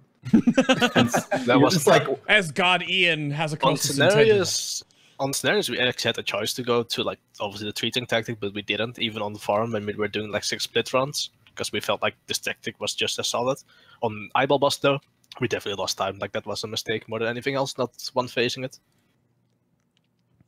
The favorite boss then, Cayna, wrap us up here. Hell yeah, not even close. Hell yeah. Yep. Yeah, you can't go back and do Helia though with gear because she just gets destroyed. You can do it. Yeah, you can because you need to farm legendaries. I don't know weekly. yeah, you have to, but like, oh, kill me. Stop it. Stop it. And I guess the final question for Cayna is, why do Method Raiders have the best bed sheets? I don't know. We just have a good taste. If Roger is still lurking, he's gonna just shake his head right now. I don't know. I don't think there's anything wrong with mine. They're good. They're comfy. That's what matters. Just like UIs, it doesn't matter how they look. It matters like how good it is for the person. Functional. Scott needs to fix his UI. Don't say that. Yeah, wait. Actually, we use a sound. We use a TS for like voice comms, and we have several soundboards. And I got a couple of soundboards where people are just like talk about Scotia UI, like from the rating team itself as well. Mm-hmm. It's like that he can't see his character, stuff like that. I think there's a picture where you literally cannot see his character, and he's like a fucking gigantic bear. Yeah. Mm-hmm. That's the old UI, dude. All right, let's wrap this up then. I'll just go right back to, can I have any shout outs or closing remarks you want to leave anyone with, or anything you want to soapbox about? Go for it. This is your time. Thank you for having me dodge heroic splits. It was really nice having a break for once. I'll be back soon. Please subscribe, don't guild kick me. Shout out to the boys in Method. Shout out to our sponsors, obviously, as well. And shout out for Final Boss for having me. Excellent. Preheat, how about you, sir? Shout out to Limit and the boys. We're going to be getting back in there in about 45 minutes, so that's going to be fun. And of course, NRG as well. And yeah, and to you for letting me on the show again. It's been fun. Thanks for watching. Shout out to chat. Kappas in chat, please. We need to test that. Oh, geez. Yeah, test golden Kappas. Yeah. I'm not sure if it's working, so maybe we could test that. Yeah. Test it. And yeah, that's it. And shout out to my cat Peaches too. Even though he didn't really like hang out with me, that's fine. Poor Peaches. My feelings weren't hurt at all. Blue, take us home, sir. Shout out to BigDumbGuild. All of boys were great. Some of them have been on the show. Bran, Dobbs, shout out to them. Shout out to Scrow's UI. It's really a special thing. I think we can all agree it's special in its own way. Yeah. No, I love. Shout out to Sco. I mean, come on. Otherwise, thanks for having me on the show. I appreciate it. This was a ton of fun. Excellent. I'm gonna hit this play button over here on the closing music. Thank you all very much for tuning in with episode 158 of Final Boss TV. I was all in one breath, so I was looking at chat. You guys can't see it. There's no golden kappas, but plenty of them. But thank you again very much for watching. If you've missed this episode or any of the past ones, again, YouTube for the clean-cut VODs uploaded with good description boxes, and then, of course, iTunes, Stitcher, and Google Play Music for the audio only. Back in reverse order, there's Bloo, BigDumbGuild. You can go watch him stream at Blue Blah Guy. Is there a story behind your name? I was like 10 years old one time. That's all that happened. Man. I just stuck with it. You used to be 10. That wave. Okay. I mean, your hunter's name is Big Dumb. Yeah. Yeah. I've got the best names. My warrior's name is Patter. So is he Arms? Yeah. Of course. Sweeping Strikes, Mortal Strike, Blade. Yeah, all that's kind of okay. Good. Yeah. Blade Storm. Do it. Preheat over at Limit. You can go watch him stream as well at Preheat. There you go. Go check out the beard and the. What do you put in your hair, Preheat? Again? You want to give you a little secret? Dude, I don't know, man. It's just jeans. You sure? It's not. I was trying to get you with the Stranger Things reference again. Yeah. You know, a little bit of the Farrah Fawcett. Yeah, just 2 spritz, not 3. What a handsome boy. Put a baby in me, you tease. Oh my god. And then there's Cayna from Method again. You can watch Cayna over there do enhancement and elemental things at Cayna. All really easy. Well, no, it's not. Blues is the hardest Twitch one to go to, but Cayna, thank you very much for being on the show, sir, and answering all of our shaman brethren's heartfelt pleas for help. Gosh. Thank you for having me, sir. And you actually, you did your hair for the show today, right? That's what you told me earlier? Yeah. Doesn't it look beautiful? I think it looks pretty good. It's pretty good. It's really tall. Dude, who's your stylist? Myself. Oh, nice, dude. It is too long, though, that's for sure. I need to get a haircut. There's no Method stylist who just goes house to house. And sadly enough, no. Maybe in the gaming house upcoming. Oh, gaming house? I don't know about that. We'll definitely see. Again, next week's show will be the last official show for this year.